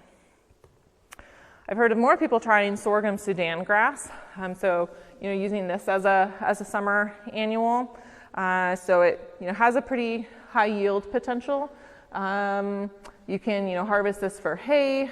There are many different varieties to look at for trying out, and they're are pretty drought tolerant.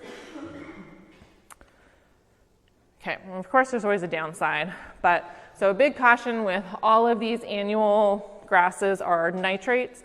And so nitrates, when you have nitrogen in the soil that then the plant is trying to take up, but it can't fully convert that to protein that is still in the plant, and then when a ruminant animal eats that, they can't fully process that, and it actually gets in their bloodstream and causes them to suffocate in really high amounts. So testing, I'm a proponent of testing. So just testing your forages, you can test them before cutting them, and you can manage things like not having animals graze lower parts of the plant, or not cutting that hay really low can help manage things like that. And nitrates don't go away in forages that have been sitting there, so it's not going away over time. Then another thing is prussic acid poisoning. So sorghum, Sudan grass, and all the hybrids, they have a potential to accumulate that. Millets don't. And so this is, young regrowth and frosted and stressed plants. They have the highest concentrations, and this will dissipate over time as forage is dry. But you can test it. So just test it before you were to feed it.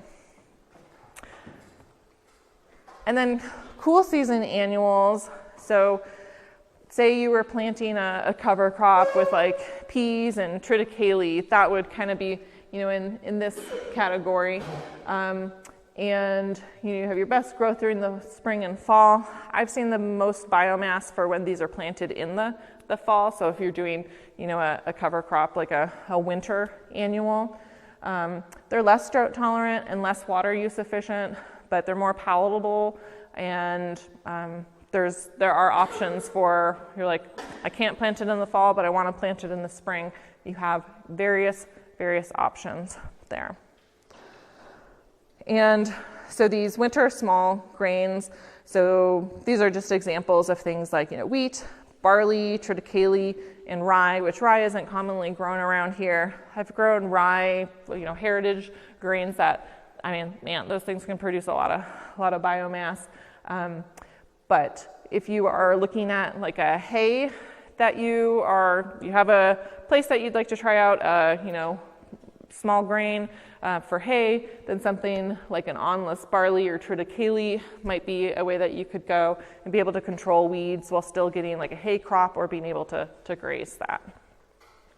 And all of these, they do have, relatively good,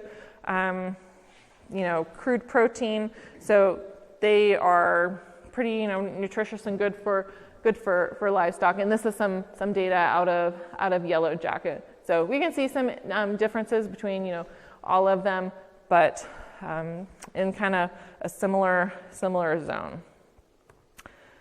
Okay, so what are some general considerations for, small grains? So these, seeding rates are going to vary if they're dry land or irrigated, so being, cautious of that. If you get too late in the fall planting, then that does decrease your pure yield. So Joe's recommending, early in August, but if you're in late September, some things will still, they'll do okay, but you're diminishing the actual production that you're going to get. Talked about the beardless, awnless varieties are best for, livestock that are consuming that. And then just being aware of any livestock concerns with things like nitrate, poisoning, and prussic acid. Okay, so, we have a lot of different things available, and just thinking of those annual versus perennials, warm versus cool season, and one thing is these miracle plants don't exist for that are, established perfectly, don't need any water, and can grow everywhere. So if you find that, please let me know, but I don't know of that one. Okay. Then now I'm going to mention just some of the research projects that I've been working on or that are going on in this area. So just starting with New Mexico State University in Farmington. So we're looking at can we grow warm season crops and looking at the productivity for then developing recommendations for growing warm season cover crop seed. So can you grow it for seed, get a premium for growing, and this is in organic conditions, that can also be used for grazing. So some of the similar varieties that we were talking about earlier. Then perennial forages. So out at the research center, we planted Kernza. I think that was in 2020. The years blend together now, but so we planted Kernza, which is a perennial. It's developed from intermediate wheatgrass, and they're trying to develop that so that you can harvest seed from it. And right now the seed size is really small and it can shatter easily. It does not, my experience is it doesn't compete very well with weeds, so it acts really like a native grass, which is what it's kind of come from. But I think there's opportunities in the future, that you could use it as a, dual crop where you could take a seed harvest off of it and graze it. But unless you are really into trying new things, if you have heavy weed pressure, I wouldn't recommend trying it, but it's an interesting crop to look at. Then perennialized wheat, so this has been bred, none of these are GMO, they're all just bred naturally. So looking at conventional wheat that has been bred to be perennial. So the idea is that you don't have to, plant it every year, all the tillage involved, that it would come back every year. In this, they're looking at how dependent soil moisture is in the fall and winter time for if it actually comes back perennial. And they were so excited that we were so droughty to really be able to test this plant. The jury is still out on this one. I don't think it's super perennialized here. I think it was volunteering in some of the rows, but it produced a lot more, competed better with weeds than Kernza. But again, I don't think it's there to compete with, say, a conventional, modern wheat variety. So there's more research going on that out at the research center as well. Okay. Then I have a dryland restoration project, and I find I'm learning a lot about, how to seed areas, what's successful, and it's so tricky to know because there's so many variables. But this was born out of thinking of dryland systems, with reduced water just from drought, or looking at a future of uncertainty around irrigation, and just trying to find what are, alternative forages that we might be able to use, and how do we give recommendations. So we have a lot of collaborations with this project, with Extension, the Ag Experiment Station with CSU, USGS, working with Ute Mount Ute, BLM, and Trees, Water, and People. So working with Dr. Carrie Havrilla's Dryland Ecology Lab at the CSU campus. So coming together to try to find some of those solutions for our area. So we're trying to find, perennial answers for perennial revegetation. This is an extremely tough subject. We're testing different strategies for increasing that perennial plant cover, improving soil health. So they do have, I think there's a question about adding inoculants, so looking at Are there ways to inoculate dryland soils? And they're really finding that things have to be taken from that exact like native area and grown out versus, buying a commercial inoculant, from someplace else, specifically in dryland situations. But so looking at, are there ways that we can grow out those inoculants on a larger scale to help with revegetation efforts?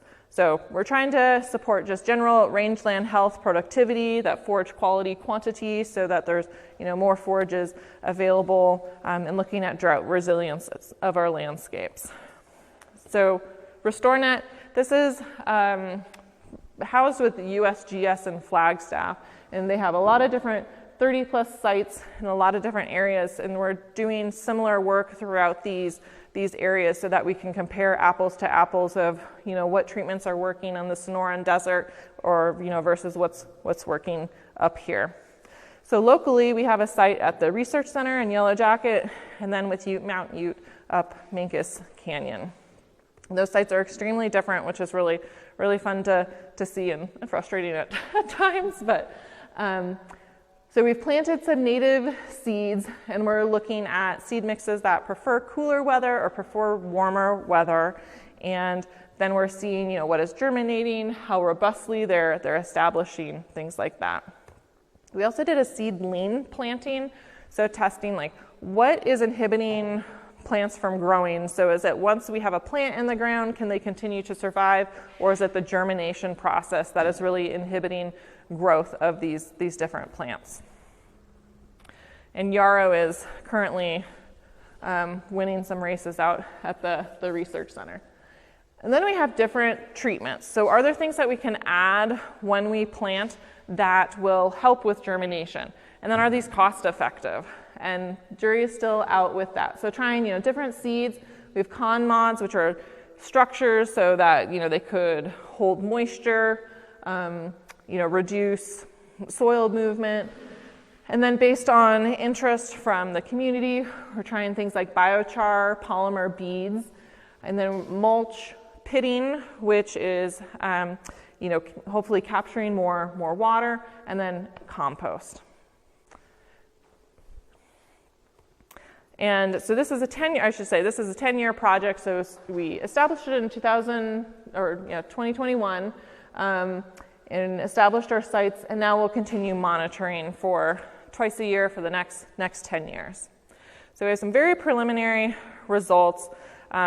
Seeding alone is not increasing, native plant cover, but some things did help with seedling recruitment. So pitting, we saw some native plant recruitment, and then so we can see here, this is just looking at, we have a little triangle for unseeded, which usually means weeds, and then a little circle for something that we seeded.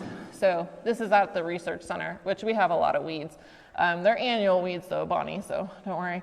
But we can see, pits have a greater seed germination out there. Another thing we were kind of surprised about, but that's why you do research, is compost. So that kind of helped with native plant recruitment. So that was something that was interesting to see. So we had that with the seedling planting. There's 36 plants in here of yarrow that we planted the seedlings, and it's really cool to see that there's other weeds in the area, and where that's really established, there aren't any. So where we saw those things survive, then it definitely decreased the amount of weeds. So we're continually learning, trying new things. This is just the beginning. So it will be really interesting, when we get further into this. We're just like at the infancy stage, and we're learning a lot. But we're trying to figure out, what are those treatments? And then adding that cost effectiveness of, when would we actually want to recommend that to something? And what are species that are, more successful? And what was successful 50 years ago might not be the same species that we might find today. Weeds are still a big problem, so that's probably why you all are here. So we're continuing to work on that. But I'm happy to visit more about any of these things, just a taste of that. So I think with that, if anyone has any questions, I can take them. Yeah. Touched about diversity. Do we want to incorporate different types of grasses together? Robbie did touch on it a little bit, diversity. Yeah. And so in the RestoreNet research, we planted 21 different species. So in our normal treatments, we have 8 different species, and so we have 4 grasses and 4 forbs, which then really limits our herbicide options. So if I was giving a recommendation, based on like a individual, place, it's like, okay, do you have your weeds under control? Then adding, diversity of, if you have a goal to have legumes or something like that, because you want more protein in your hay, there's a lot of, or do you want pollinator species? Like, there's a lot of different decisions to make. But just for grasses, I would say I like having different grasses in a mix, just because something might do better in a drought situation or do better when it has more moisture. But combining introduced grasses and native grasses, usually if you have enough moisture, then those irrigated grasses will kind of choke out your native grasses, so you might not have it as much. So typically, I would say, combining different introduced grasses or combining different native species is typically what I would recommend. But Robbie, okay. Yes, please do not plant forbs or pollinators until the weeds are controlled. Yeah. How about one question that I asked Robbie? Let's get your take on it. Flood irrigating. I'm seeing a lot of flood irrigating, and they never shut it off, so I feel like it's suffocating certain grass species. Mm-hmm. So at what point should we recommend give the soil a break? Like, how much oxygen does it need compared to water? Well, I guess there are ways with, like, you can do and maybe you guys will be talking about at your irrigation workshop on June 2nd, right? Is it June 2nd? Of like ways that you can tell, is my soil like overly saturated, that I can cut it off. And it's an art to be able to irrigate with, gated pipe, okay, that right at the gated pipe, versus, on the other side of your field, to be able to do that as evenly as possible. I guess signs that I see of maybe overwatering are things like when rushes and sedges are in a pasture. So those are like the really water-loving plants that kind of come in. And rushes and sedges, like, they're not bad, they're not evil, but they aren't necessarily what you want in your pasture, especially if you're trying to graze it or hay it. So those are things that when I start seeing species kind of change that are an indicator to me. But yes, letting them dry out a little bit is good, but I think it's that nuanced of being able to irrigate as efficiently as you can throughout the entire field that can be a challenge. So. Okay, I have one more question. Okay. So I got cool season perennials. Is it bad to let the horses graze them when they're young? Like, do I need to keep them off of it until late May, June? Or is it hurting the root systems? Yeah. So when you plant, the ideal thing is to wait 2 years before you bring livestock back onto the property. So, and I see everybody is excited about that answer. But so the idea is you have a plant and you're letting its root system develop. So when there are these little tiny little seedlings that an animal can come up and pull it out, and then no more grasses. So what can you do? If you have a 10-acre pasture and you're like, look, lady, I gotta have grazing and my horses need to be out here, you can split that into sections. So you could do like a quarter of it at a time, so you still have areas that you can graze. So that's for new seedings. That I would say if you could wait at least a year, that would be really, really good. But you just don't want those plants physically pulled out. So if it's a perennial species and now you have this great grass growing and you're trying to figure out how you're going to graze it. So usually it's like between 4 and 6 inches is kind of a minimum of when then you would want to let your animals out. And you can think whatever's happening above ground is happening below ground. And you can see with if you take 50% of that leaf matter, that those roots are reflected in that they can't store energy, and so the roots, there's this great picture. Okay. Well, I have that in another presentation that I'm doing later today in Bayfield, so you can come to that. So the picture Robbie showed, you can see that those roots they're not able to recover. So if you keep doing that year after year, that those root structures, they aren't going to be resilient and bounce back during drought. So I don't know if you remember, that maybe more lightly grazed, it has this really robust root structure. So say drought hits, then that plant is going to be better able to weather that than the plant that has been like grazed 75% year after year after year. So it is, and it's, year dependent on during the cooler season, things can grow slower. And during like warmer times, except for when it's too hot for, certain plants, that things can start growing faster. So there's no like prescriptive time, which is that art of grazing, where you're responding to what do my plants look like, and when should I take my animals off, or when should I be bringing my animals back?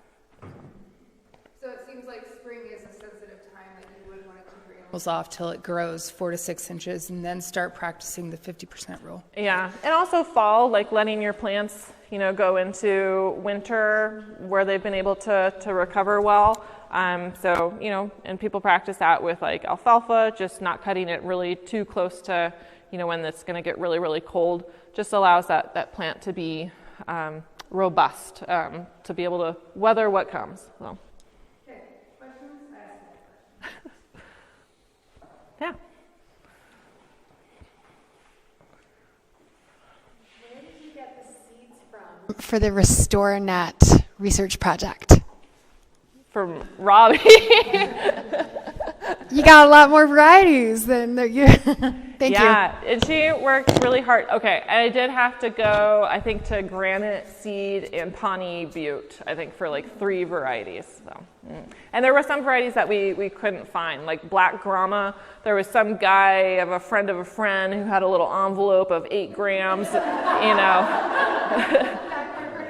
Yeah, so there were some species we had to eliminate because we just couldn't find enough of them. But, yeah. I'm curious about your seedling planting with yarrow. Uh-huh. So I'm assuming you're talking about the little white yarrow that's native around here? Mm-hmm. And is that really a native plant? Mm-hmm. And what use does it have? Well, I guess. I mean, it goes great at my place. Yeah. I think it would benefit pollinators. It doesn't, I don't think it has like forage value that I'm aware of. But does anybody else know? It's good for pollinators, insects. Yeah. Mm-hmm. Oh, you know what? Actually, guys, yarrow is a blood coagulant. So if you're out, you cut your arm, put the yarrow leaves on your arm, and it stops bleeding instantly. There you go. Yeah, I love yarrow. I do too. Yeah. And I know I do talk a lot about forage quality, but their pollinators are obviously extremely important. So yarrow's a lot better than thistle. Yeah. Okay. Any other questions? Okay, thank you. Yeah.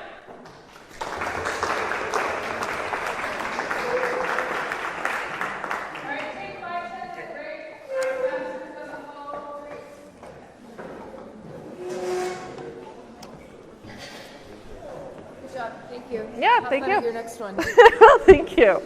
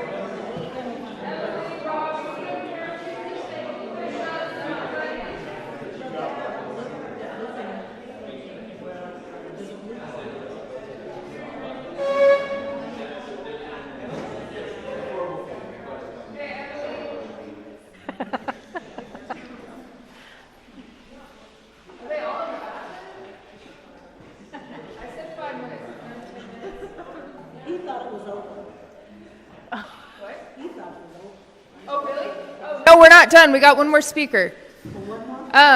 Real quick, before you guys leave, we do have a backpack loaner program through Montezuma County Noxious Weed Department. This is for landowners who have small patches of noxious weeds. That way you don't have to go somewhere and buy 2.5 gallons of herbicide, or you don't have to hire a contractor who probably won't even call you back right now because they're so busy. Right now is a good time to treat hoary cress, Canada thistle, musk thistle, Russian knapweed. It's a good time, so give us a call. They're $10 a sprayer, and we can go over it more. We also still have our cost share program, which will reimburse 50% of the cost of herbicide in some perennial seeds. There's a maximum limit. You'll just have to look at that, the application. But here's Neva Connolly. She's with High Desert Conservation District. She's going to go over a little bit about what they do, and then after that, we're going to go outside and look at the no-till seed drill that she brought and how that works.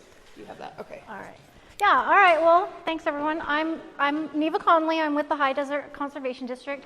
I'm here with my coworker, Brenda Funk. And so I will say that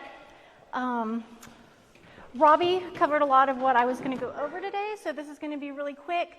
Once we do that, Brenda is going to take us out, and we'll look at the no-till seed drill. We have that available for rent from the Conservation District. I'm also with Mancos Conservation District in the Mancos area, and so we have a no-till drill available through that district as well. But I'll go into that in just a second. So for pasture reseeding, as Emily mentioned, it's really important before you go into things to have like a plan and goals, and if you can write them out so that you have them to refer to as you're moving along, then that is really great, because reseeding is expensive, the equipment is expensive, and our time, like everyone's time, is so limited. So you don't want to be doing things willy-nilly and then just to have them fail or to have to redo them next year or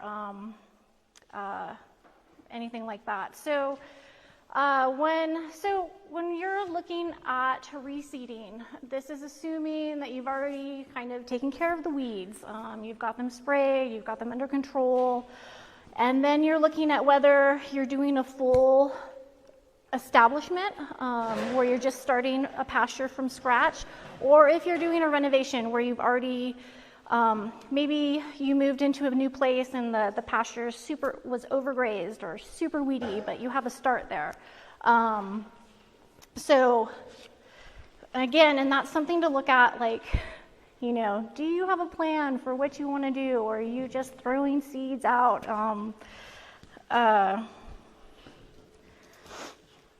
So you can do partial renovations. Say you have a pasture and 5 acres looks great, but 20 acres really needs a lot of help. Or are you just going to start it from scratch? Is it just so weedy and so overgrazed and so compacted that you're going to spray all the weeds and then you're going to till it up and start from fresh? So again, this is all part of the planning process that you should have. You know, the winter is a great time to go into these things when you have time to sit and think about things. Something else to think about is that if you have a place, we deal with a lot of new to the area landowners. So people have just moved into the area. They have their new property. And they're just ready to go with it. But sometimes if you can take the animals off of a pasture and then just let the pasture rest with some water and see what comes back, maybe you don't really have to do anything. Just give it some time to refresh itself without the animals. And again, it all depends on the goals. Are you reseeding because you're looking at nothing but red dirt blowing away to your neighbor's place? Do you want to plant for pollinators? Do you want to plant for animals? Again, that's something you should go into and have a good idea before you're renting equipment or buying equipment or putting the time in. So a lot of times, like this pasture, it's pretty beat up. It's been overgrazed, but there is still a lot of green growing. So this would be a good option just to renovate, where you can overseed the bare areas, or do a drill to fill in some of the bare areas. So there's a couple different ways to do renovation work, and one is to overseed, and that's the cheapest way to overseed, but also the most expensive because it's not super successful. If you're just overseeding and not drilling seeds in, if you're not treating the ground correctly, then you're just basically feeding the birds with the seeds. When you do overseed, you want to either time it with the natural rainfall, or you want to make sure you have irrigation water available. So this PowerPoint is really heavy on a no-till preference. However, as Robbie mentioned, there is just no one way to treat your ground. Every single person's property is different, and every single person's management is going to be different. So sometimes no-till is what you are going to want to do, and that's a way to till grass seed in without completely tilling the ground up. So you can leave cover on the ground while you're getting your seeds in. But sometimes that's not going to work for you, and you are going to have to till your ground and get it prepared for a fresh seed bed. And there's just not, this PowerPoint predates me, and the previous manager was really determined that no-till and the less soil disturbance that you could do was the best way to go, which has its benefits, but that's not, it's not like the one way to do things, and we can't all just do that one way. I mean, that would make things a lot easier if we could.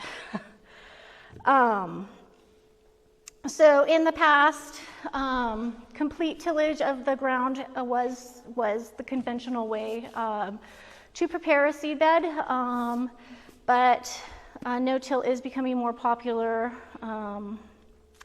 But again, it's just not right for everyone or every situation.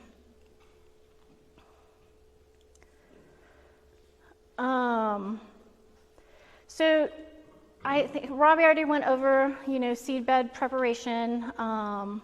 Seeds, grass seeds, don't need to be plowed into the ground. They just need to go like 1/4 of an inch into the ground. So the seed bed, when you're getting ready to plant, should be fairly firm. If you're walking along, your footsteps should just compress the ground about 1/4 of an inch. If you're working with ground that is super fluffy, and if you put your hand in it, the ground puffs up, the soil's overworked. And one of the dangers of planting into the overworked soil is that when it does get water on, it forms a crust, and that crust is really hard for the little baby seedlings to come up and break through. Okay, so I think, so when you are ready to reseed, there are some soil health considerations to think about. Complete tillage of large acreage, it does break down the soil, it disturbs the roots, it really opens up the ground for wind erosion, and there's no cover on the ground, so there's a lot of evaporation happening and water erosion when it does, if and when it does rain. Though sometimes that's, again, sometimes you just got to do it that way. But if you don't have to and you can do no-till, then that's something to think about if it's available. All right, so we've covered all the rest of this, so I'm just not going to go over it again. The previous presenters did cover when to plant and warm and cool season grasses. So I did want to go over what High Desert can offer. So we do have a no-till seed drill available for rent. If you rented from us in 2022, then I apologize because the seed drill was not maintained and it was broken down most of the time. But now we have Brenda, and she is maintaining the seed drill, and it has been going full steam since the beginning of April. So I don't foresee that we'll have a little better luck this year, and your seeds will actually be getting in the ground as opposed to 2022, and who knows what was happening with the seed drill. We have a manure spreader that is holds, I think, 2,000 pounds of manure or compost, and so that's a good way to if you have horses, it's a good way to start spreading out some of that manure. It's not to be used for fertilizer. It's too coarse, and your fertilizer will just go up in the air, and so that's not a great use for it. We do sell weed barrier. We also sell little bags of water polymer beads that are great for seedlings. It's not very effective to spread these, the polymer like in the ground large scale, because they just come in these little bags. But if you have seedlings to plant, the water polymers really help keep the water in the soil and available to the roots.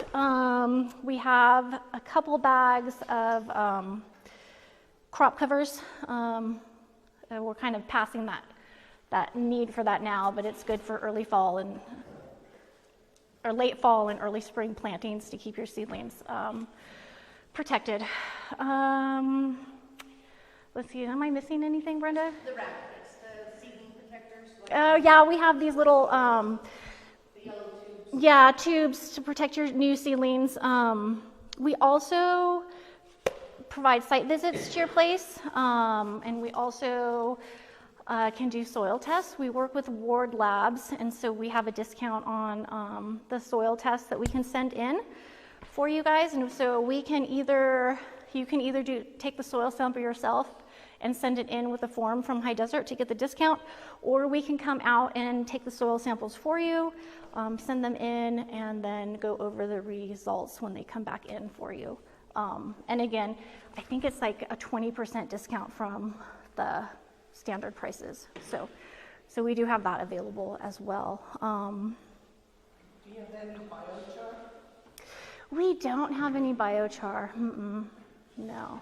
I'd like to try to start doing that. Okay, all right. Yeah, we are working with someone that has used the biochar. So, if you need a source, I can find out where to get some from. Yeah. So I think. Well, I've got a question. Okay. I got to give everybody questions. Put you on the spot. Do you see compaction from overgrazing being an issue to reestablish fields just using the no-till seed drill? Sometimes the compaction can be a problem, but I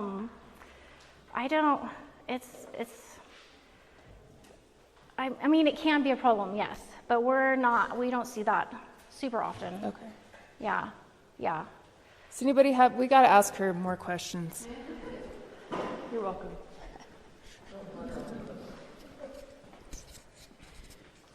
You mentioned pros and cons of tillage versus no-till. Mm-hmm.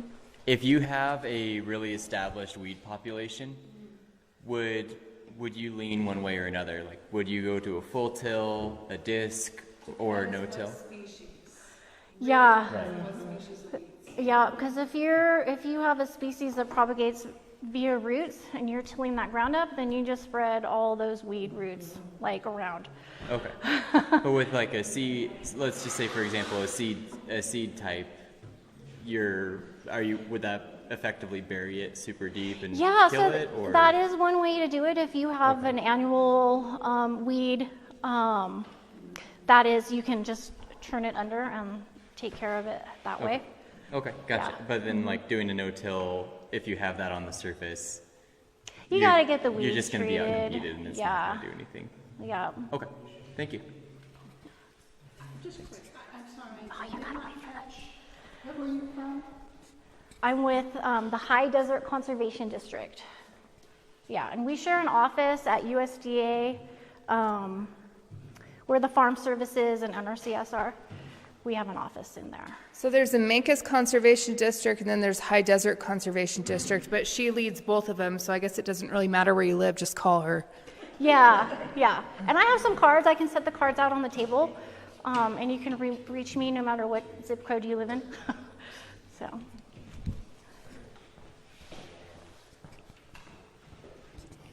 So I know you'll go over this on the seed drill, but with the manure spreader, what are the vehicle requirements to rent that, like to actually use it?